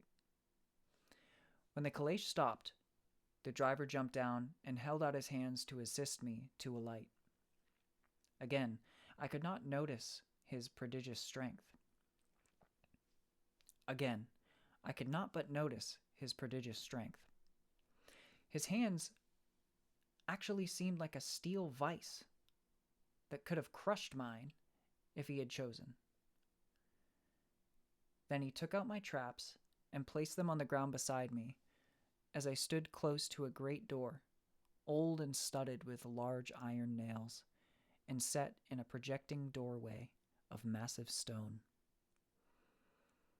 I could see, even in the dim light, that the stone was massively carved, but that the carving had been much worn by time and weather. As I stood, the driver jumped again into his seat and shook the reins. The horses started forward, and trap and all disappeared down one of the dark openings. I stood in silence where I was, for I did not know what to do. Of bell or knocker there was no sign. Through these frowning walls and dark window openings, it was not likely that my voice could penetrate. The time I waited seemed endless, and I felt doubts and fears crowding upon me. What sort of place had I come to, and among what kind of people? What sort of grim adventure was it on which I had embarked? Was this a customary incident in the life of a solicitor's clerk sent out to explain the purchase of a London estate to a foreigner? Solicitor's clerk! Mina would not like that. Solicitor. For just before leaving London, I got word that my examination was successful, and I am now a full-blown solicitor. I began to rub my eyes and pinch myself to see if I were awake. It all seemed like a horrible nightmare to me, and I expected that I should suddenly awake and find myself at home, with the dawn struggling in through the windows, as I had now and again felt in the morning after a day of overwork. But my flesh answered the pinching test, and my eyes were not to be deceived. I was indeed awake and among the Carpathians. All I could do now was to be patient and to wait the coming of morning. Just as I had come to this conclusion, I heard a heavy step approaching behind the great door, and saw through the chinks the gleam of a coming light. Then there was the sound of rattling chains and the clanking of massive bolts drawn back. A key was turned with the loud, grating noise of a long disguise. A key was turned with the loud, grating noise of long disuse, and the great door was swung back. Within stood a tall old man, clean-shaven save for a long white mustache, and clad in black from head to foot, without a single speck of color about him anywhere. He held in his hand an antique silver lamp, in which the flame burned without a chimney or globe of any kind, throwing long quivering shadows as it flickered in the draught of the open door. The old man motioned me in with his right hand with a courtly gesture, saying in excellent English, but with a strange intonation, "Welcome to my house. Enter freely, and of your own will." He made no motion of stepping to meet me, but stood like a statue, as though his gesture of welcome had fixed him into stone. The instant, however, that I had stepped over the threshold, he moved impulsively forward, and holding out his hand, grasped mine with a strength which made me wince, an effect which was not lessened by the fact that it seemed as cold as ice, more like the hand of a dead than a living man. Again he said, "Welcome to my house. Come freely, go safely, and leave something of the happiness you bring." The strength of the handshake was so much akin to that which I had noticed in the driver, whose face I had not seen, that for a moment I doubted if it were not the same person to whom I was speaking. So, to make sure, I said, interrogatively, "Count Dracula?" He bowed in a courtly way and replied, "I am Dracula, and I bid you welcome, Mr. Harker, to my house. Come in. The night air is chill, and you must need to eat and rest." As he was speaking, he put the lamp on a bracket on the wall, and stepping out, took my luggage. He had carried it in before I could forestall him. I protested, but he insisted. "Nay, sir, you are my guest. It is late, and my people are not available. Let me see to your comfort myself." He insisted on carrying my traps along the passage, and then up a great winding stair, and along another great passage, on whose stone floor our steps rang heavily. At the end of this, he threw open a heavy door, and I rejoiced to see, within a well-lit room, in which a table was spread for supper, and on whose mighty hearth a great fire of logs, freshly replenished, flamed and flared. The Count halted, putting down my bags, closed the door, and crossing the room, opened another door, which led into a small octagonal room lit by a single lamp, and seemingly without a window of any sort. Passing through this, he opened another door and motioned me to enter. It was a welcome sight, for here was a great bedroom, well lighted and warmed with another log fire, also added to but lately, for the top logs were fresh, which sent a hollow roar up the wide chimney. The Count himself left my luggage inside and withdrew, saying, before he closed the door, "You will need, after your journey, to refresh yourself by making your toilet. I trust you will find all you wish. When you are ready, come into the other room, where you will find your supper prepared." The light and warmth and the Count's courteous welcome seemed to have dissipated all my doubts and fears. Having then reached my normal state, I discovered that I was half famished with hunger. So making a hasty toilet, I went into the other room. I found supper already laid out.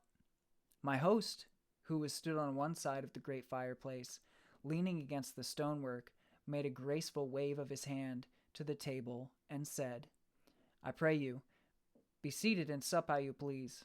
You will, I trust, excuse me that I do not join you, but I have dined already, and I do not sup." I handed to him the sealed letter which Mr. Hawkins had entrusted to me. He opened it and read it gravely.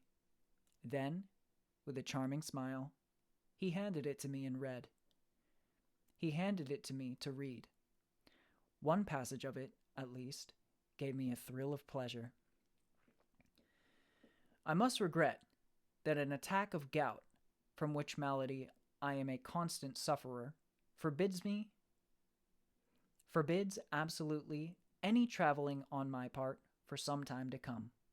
But I am happy to say I can send a sufficient substitute, one in whom I have every possible confidence.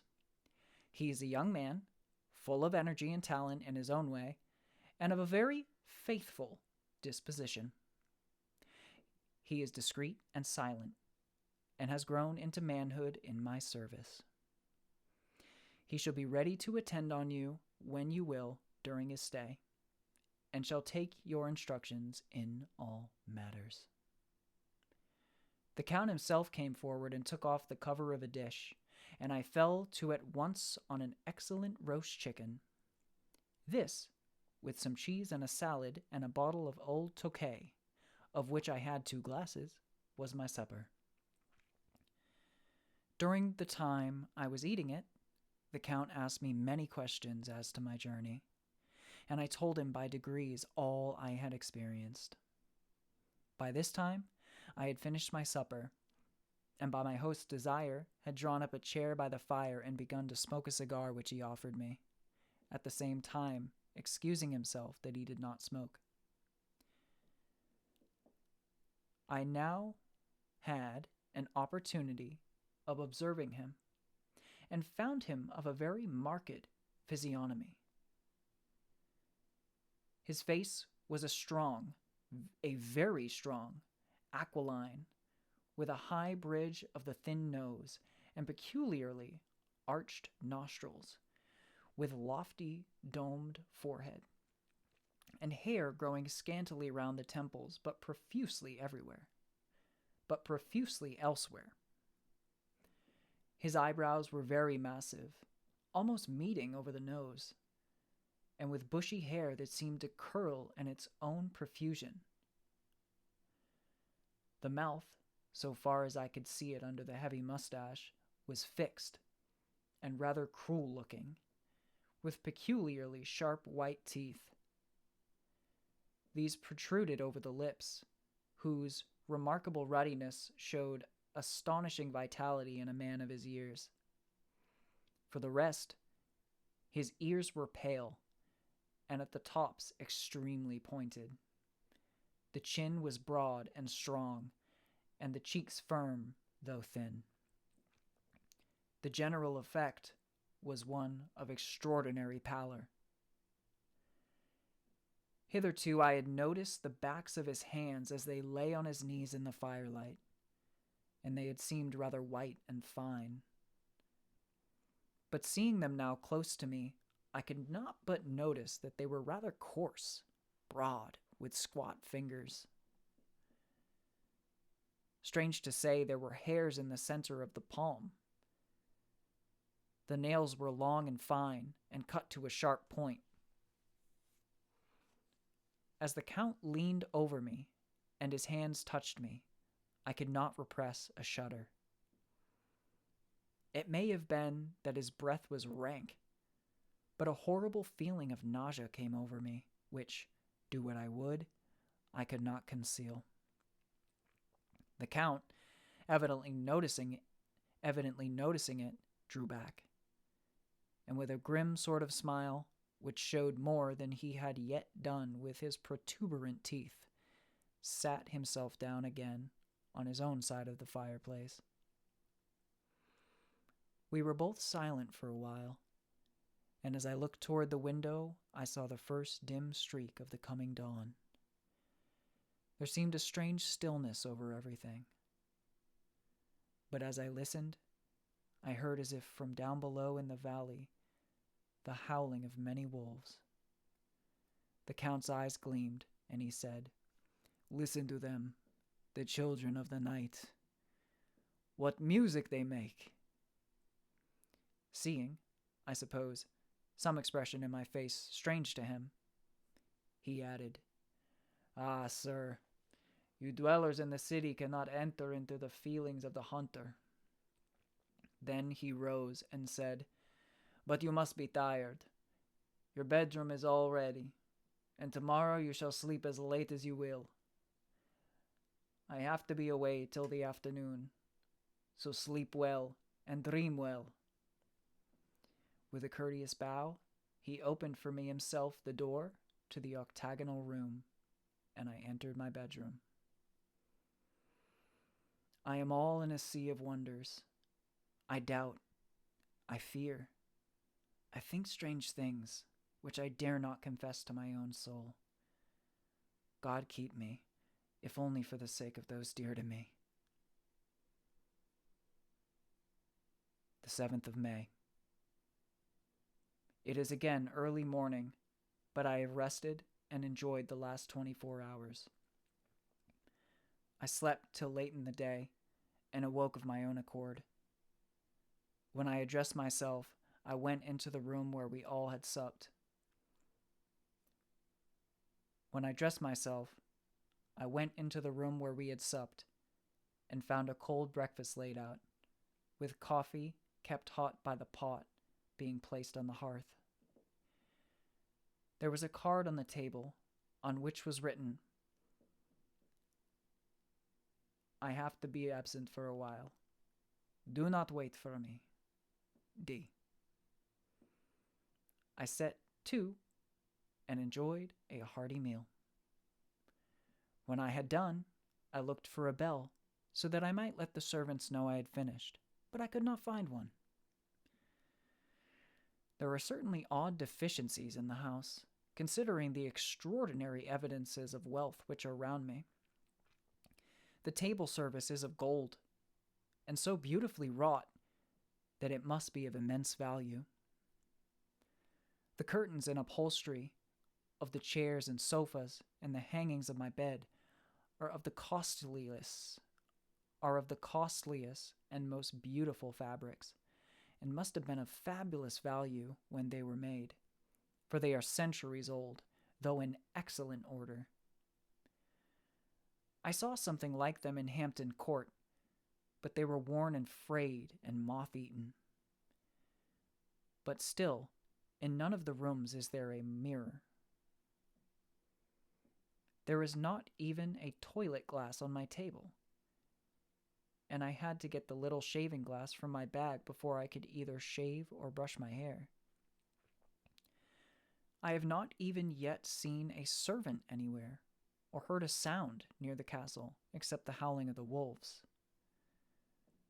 Some time after I had finished my meal, I do not know whether to call it breakfast or dinner, for it was between 5 and 6 o'clock when I had it, I looked for something to read, for I did not like to go about the castle until I had asked the Count's permission. There was absolutely nothing in the room, book, newspaper, or even writing materials, so I opened another door in the room and found a sort of library. The door opposite mine I tried, but found locked.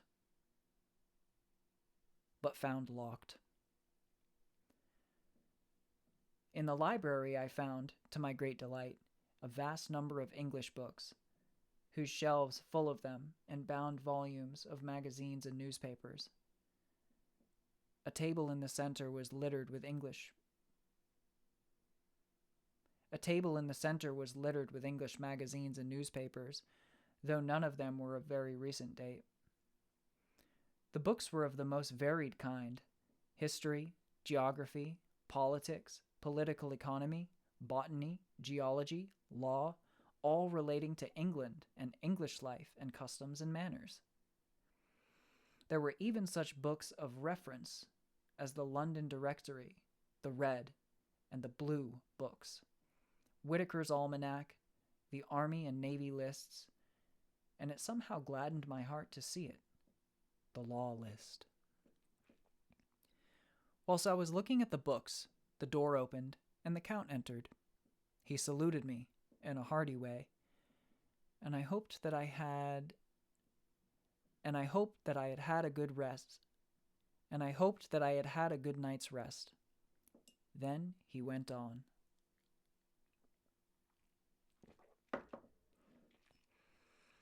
I am glad you found your way in here, for I am sure there is much that will interest you. These companions, and he laid his hand on some of the books, have been good friends to me, and for some years past, ever since I had the idea of going to London, have given me many, many hours of pleasure.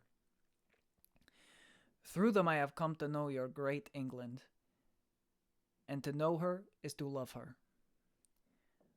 I long to go through the crowded streets of your mighty London, to be in the midst of whirl and rush of humanity, to share its life, its change, its death, and all that makes it what it is. But alas, as yet I only know your tongue through books. To you, my friend, I look that I know it to speak. But Count, I said, you know and speak English thoroughly. He bowed gravely. I thank you, my friend, for your all too flattering estimate, but yet I fear that I am but a little way on the road I would travel.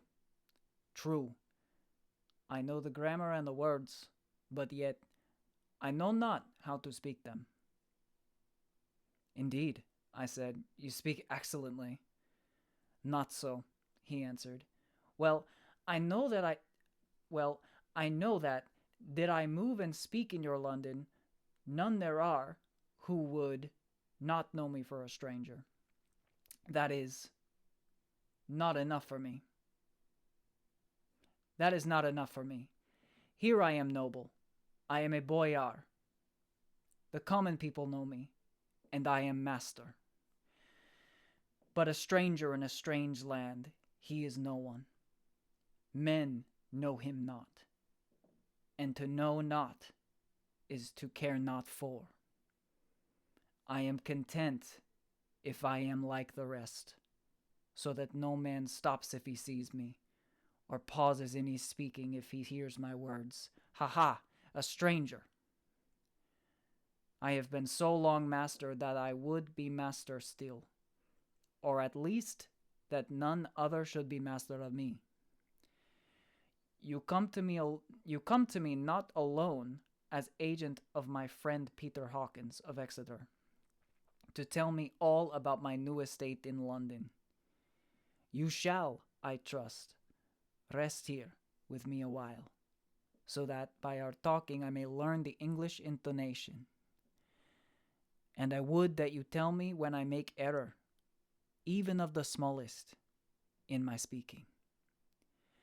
I am sorry that I had to be away so long today, but you will, I know, forgive one who has so many important affairs in hand. Of course, I said all I could about being willing, and asked if I might come into that room when I chose. He answered, yes, certainly, and added, you may go anywhere you wish in the castle, except where the doors are locked, where, of course, you will not wish to go. There is reason that all things are as they are. And did you see with my eyes and know with my knowledge, you would perhaps better understand. I said I was sure of this, and then he went on. We are in Transylvania, and Transylvania is not England. Our ways are not your ways, and there shall be to you many strange things. Nay, from what you have told me of your experiences already, you know something of what strange things there may be. This led to much conversation, and as it was evident that he wanted to talk, if only for talking's sake, I asked him many questions regarding things that had already happened to me or come within my notice. Sometimes he sheered off the subject, or turned the conversation by pretending not to understand. But generally, He answered all I asked most frankly. Then, as time went on, and I had got somewhat bolder, I asked him of some of the strange things of the preceding night, as, for instance, why the coachman went to places where he had seen the blue flames. He then explained to me that it was commonly believed that on a certain night of the year, last night, in fact, when all evil spirits are supposed to have unchecked sway, a blue flame is seen over any place where treasure has been concealed. That treasure has been hidden, he went on, in the region through which you came last night. There can be but little doubt, for it was the ground fought over for centuries by the Wallachian, the Saxon, and the Turk. Why, there is hardly a foot of soil in all this region that has not been enriched by the blood of men, patriots, or invaders.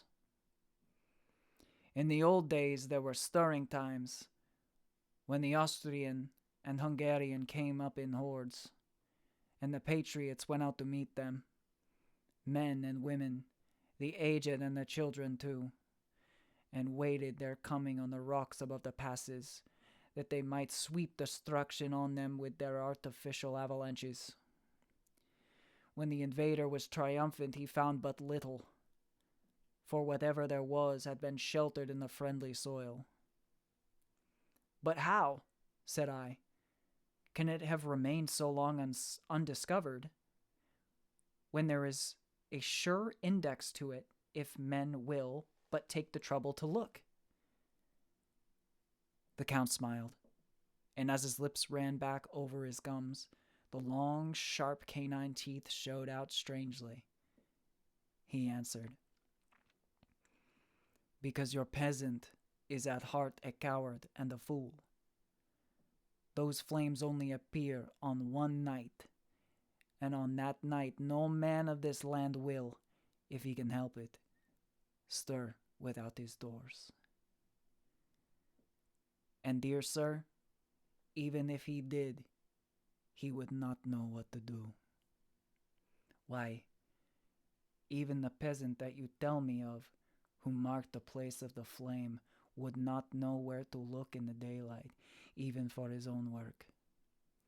Even you would not, I dare be sworn, be able to find these places again. There you are right, I said. I know no more than the dead where to even look for them. Then we drifted into other matters. Come, he said at last, tell me of London and of the house. Tell me of London and of the house which you have procured for me. With an apology for my remissness, I went into my own room to get the papers from my bag. Whilst I was placing them in order, I heard a rattling of china and silver in the next room, and as I passed through, noticed that the table had been cleared and the lamp lit, for it was by this time deep into the dark. The lamps were also lit in the study or library, and I found the Count lying on the sofa, reading, of all things in the world, an English Bradshaw's Guide. When I came in, he cleared the books and papers from the table, and with him I went into plans and deeds and figures of all sorts. He was interested in everything and asked me a myriad questions about the place and its surroundings. He clearly had studied beforehand all he could get on the subject of the neighborhood, for he evidently at the end knew very much more than I did. When I remarked this, he answered, "Well, but, my friend, is it not needful that I should? When I go there, I shall be all alone, and my friend, Harker Jonathan, nay, pardon me, I fall into my country's habit of putting your patronymic first. My friend, Jonathan Harker, will not be by my side to correct and aid me. He will be in Exeter, miles away, probably working at Papers of the Law with my other friend, Peter Hawkins. So, we went thoroughly into the business of the purchase of the estate at Purfleet. When I had told him the facts and got his signature to the necessary papers, and had written a letter with them ready to post to Mr. Hawkins, he began to ask me how I had come across so suitable a place. I read to him the notes which I had made at the time, and which I inscribe here.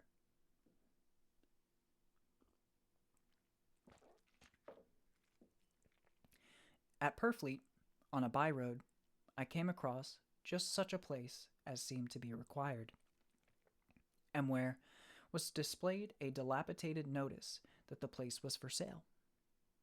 It was surrounded by a high wall of ancient structure built of heavy stones and has not been repaired for a large number of years.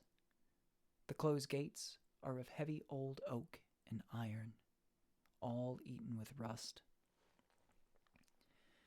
The estate is called Carfax, no doubt a corruption of the old Quatreface, as the house is four-sided, agreeing with the cardinal points of the compass.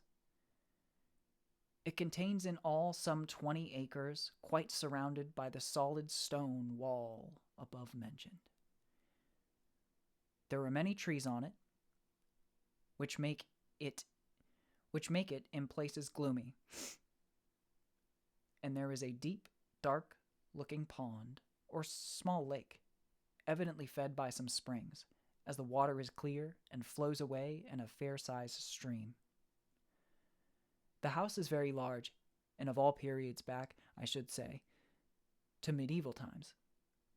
For one part is of stone immensely thick, with only a few windows high up and heavily barred with iron. It looks like part of a keep, and is close to an old chapel or church. I could not enter it, as I had not the key of the door leading to it from the house. But I have taken with my Kodak views of it from various points. The house had been added to.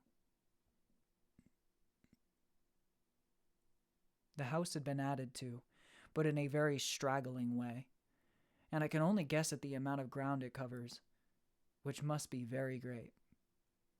There are but few houses close at hand, one being a very large house only recently added to and formed into a private lunatic asylum. It is not, however, visible from the grounds. When I had finished, he said, "I am glad it is old and big. I myself am of an old family, and to live in a new house would kill me. A house cannot be made habitable in a day.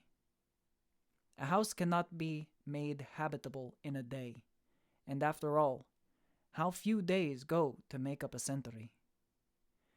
I rejoice also that there is a chapel of old times. We Transylvanian nobles love not to think that our bones may lie amongst the common dead. I seek not gaiety nor mirth, not the bright voluptuousness of much sunshine and sparkling waters which please the young and gay. I am no longer young, and my heart, through weary years of mourning over the dead, is not attuned to mirth. Moreover, the walls of my castle are broken.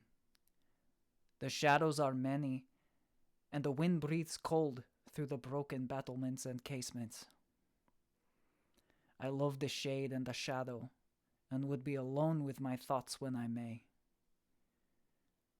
Somehow his words and his look did not seem to accord, or else it was that his cast of face made his smile look malignant and saturnine. Presently, with an excuse, he left me, asking me to pull my papers together. He was some little time away, and I began to look at some of the books around me. One was an atlas, which I found opened naturally to England, as if that map had been much used. On looking at it, I found in certain places little rings marked, and on examining these, I noticed that one was near London on the east side, manifestly where his new estate was situated. The other two were Exeter and Whitby on the Yorkshire coast. It was the better part of an hour when the Count returned. "Aha!" he said. "Still at your books. Good. But you must not work always. Come, I am informed that your supper is ready." He took my arm, and we went into the next room, where I found an excellent supper ready on the table. The Count again excused himself, as he had dined out on his being away from home. But he sat as on the previous night and chatted whilst I ate. After supper, I smoked, as on the last evening, and the Count stayed with me, chatting and asking questions on every conceivable subject, hour after hour. I felt that it was getting very late indeed, but I did not say anything, for I felt under obligation to meet my host's wishes in every way. I was not sleepy, as the long sleep yesterday had fortified me, but I could not help experiencing that chill which comes over one at the coming of the dawn, which is like, in its way, the turn of the tide. They say that people who are near death die generally at the change to dawn or at the turn of the tide. Anyone who has when tired and tied, as it were, to his post, experienced this change in the atmosphere can well believe it. All at once we heard the crow of the cock coming up with the preternatural shrillness through the clear morning air. Count Dracula, jumping to his feet, said, "Why, there is the morning again. How remiss I am to let you stay up for so long. You must make your conversation regarding my dear new country of England less interesting, so that I may not forget how time flies by us." And with a courtly bow, he quickly left me. I went into my room and drew the curtains, but there was little to notice. My window opened into the courtyard. All I could see was the warm gray of the quickening sky. So I pulled the curtains again and have written of this day. The 8th of May. I began to fear, as I wrote in this book, that I was getting too diffuse. But now I am glad that I went into detail from the first, for there was something so strange about this place, and all in it, that I cannot but feel uneasy. I wish I were safe out of it, or that I had never come. It may be that this strange night existence is telling on me, but would that were all. If there were anyone to talk to, I could bear it, but there is no one. I have only the Count to speak with, and I fear I am myself the only living soul within the place. Let me be prosaic, so far as facts can be. It will help me to bear up, and imagination must not run riot with me. If it does, I am lost. Let me say at once how I stand, or seem to. I only slept a few hours when I went to bed, and feeling that I could not sleep any more, got up. I had hung my shaving glass by the window and was just beginning to shave. Suddenly, I felt a hand on my shoulder and heard the Count's voice saying to me, "Good morning." I started, for it amazed me that I had not seen him, since the reflection of the glass covered the whole room behind me. In starting, I had cut myself slightly, but did not notice it at the moment. Having answered the Count's salutation, I turned to the glass again to see how I had been mistaken. This time, there could be no error, for the man was close to me, and I could see him over my shoulder. But there was no reflection of him in the mirror. The whole room behind me was displayed, but there was no sign of a man in it except myself. This was startling, and coming on the top of so many strange things was beginning to increase that vague feeling of uneasiness which I always have when the Count is near. But at the instant I saw that the cut had bled a little, and the blood was trickling over my chin, I laid down the razor, turning as I did so half round to look for some sticking plaster. When the Count saw my face, his eyes blazed with a sort of demoniac fury, and he suddenly made a grab at my throat. I drew away, and his hand touched the string of beads which held the crucifix. It made an instant change in him, for the fury passed so quickly that I could hardly believe that it was ever there. "Take care," he said. "Take care how you cut yourself. It is more dangerous than you think in this country." Then, seizing the shaving glass, he went on. "And this is the wretched thing that has done the mischief. It is a foul bauble of man's vanity. Away with it!" And opening the window, with one wrench of his terrible hand, he flung out the glass, which was shattered into 1,000 pieces on the stones of the courtyard far below. Then he withdrew without a word. It is very annoying, for I do not see how I am to shave unless with my watch case or the bottom of the shaving pot, which is fortunately of metal. When I went into the dining room, breakfast was prepared, but I could not find the Count anywhere. So I breakfasted alone. It is strange that as yet I have not seen the Count eat or drink. He must be a very peculiar man. After breakfast, I did a little exploring in the castle. I went out on the stairs and found a room looking towards the south. The view was magnificent, and from where I stood, there was every opportunity of seeing it. The castle is on the very edge of a terrific precipice. A stone falling from the window would fall 1,000 feet without touching anything. As far as the eye can reach is a sea of green treetops, with occasionally a deep rift where there is a chasm.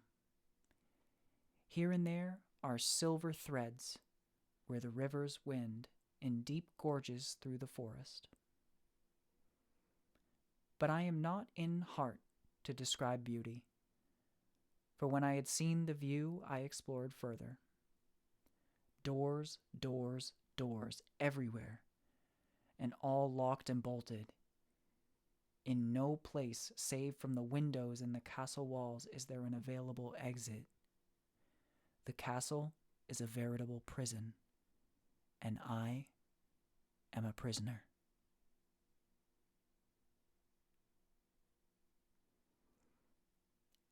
End of chapter 2.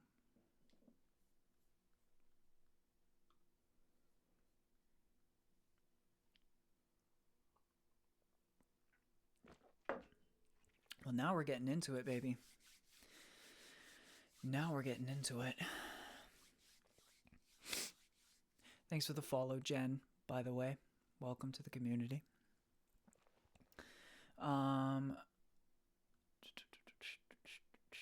Yes, I did do the elf hair for you, Amira.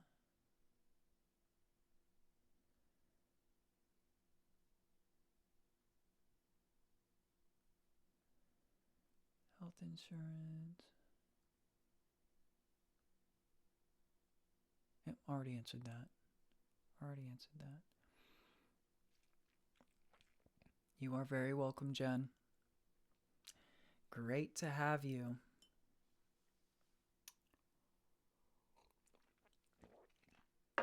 Well, for those of you that I did not lull to sleep, I hope you enjoyed chapter 2.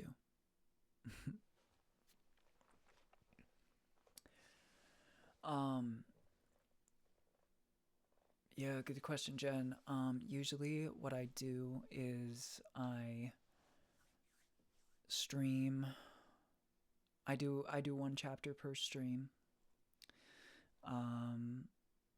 And that is that. So next stream will be chapter 3.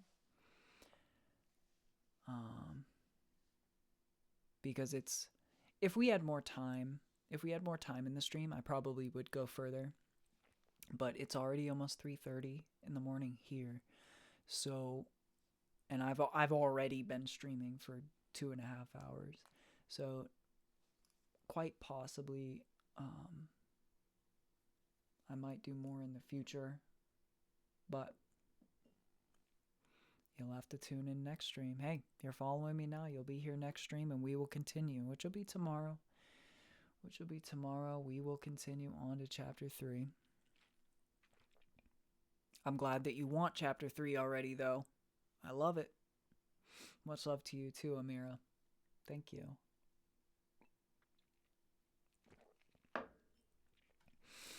No, the book's getting super good now. Really good. It's interesting, the dichotomy between the pop culture Dracula and the literary, like the actual literary description of Dracula. Because the actual literary description of Dracula has him with a white mustache. Do you guys catch that in chapter 2? That's very interesting, isn't it? Because he doesn't have any facial hair at all in pop culture, photos and drawings and things like that of him. So that's very interesting that we're getting him like that. But it's getting very good. Very good. I wish I could move on to chapter 3 already, but of course, would not be a good idea for me to do. As we are getting light here. Jen, you've got such a cool little icon by your name, Marathon Silkworm. What the heck is that? I'm gonna look that up. I've never seen that one before. Yeah, right? Exactly. I'm looking it up now. What is the Marathon Silkworm badge on Twitch? Marathon the game. Interesting. What even is that? I don't even know what Marathon the game is.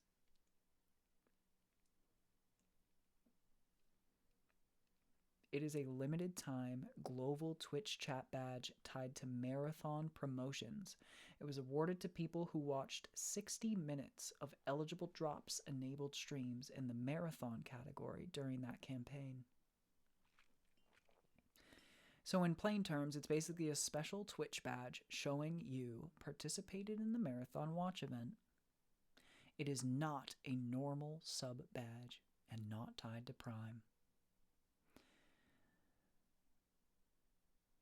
Very cool. Very cool, Jen. I love to see it. All right, guys, I have to quickly eat some dinner. It's late now. We've been streaming for a long time, baby. I will hopefully see you all tomorrow. We will continue chapter 3. And, of course, if any of you here are new or happen to have missed chapter 1 of Dracula, you can go and find it. Of course, I mean, there's a billion different places to find it, right? The Twitch VOD, the Jackson Downer stream archive on YouTube. But even better would actually just be going to the Jackson Downer Reads podcast on anywhere you can get a podcast. and you can hear chapter 1. Chapter 2, I'll try and get that done and released by tomorrow from tonight's. And then tomorrow we will continue chapter 3. Love you all so very much. And let's get this thing closed up. And I will see you all tomorrow. Good night to you as well, Amira. Good night to all of you. I will see you tomorrow. Mwah.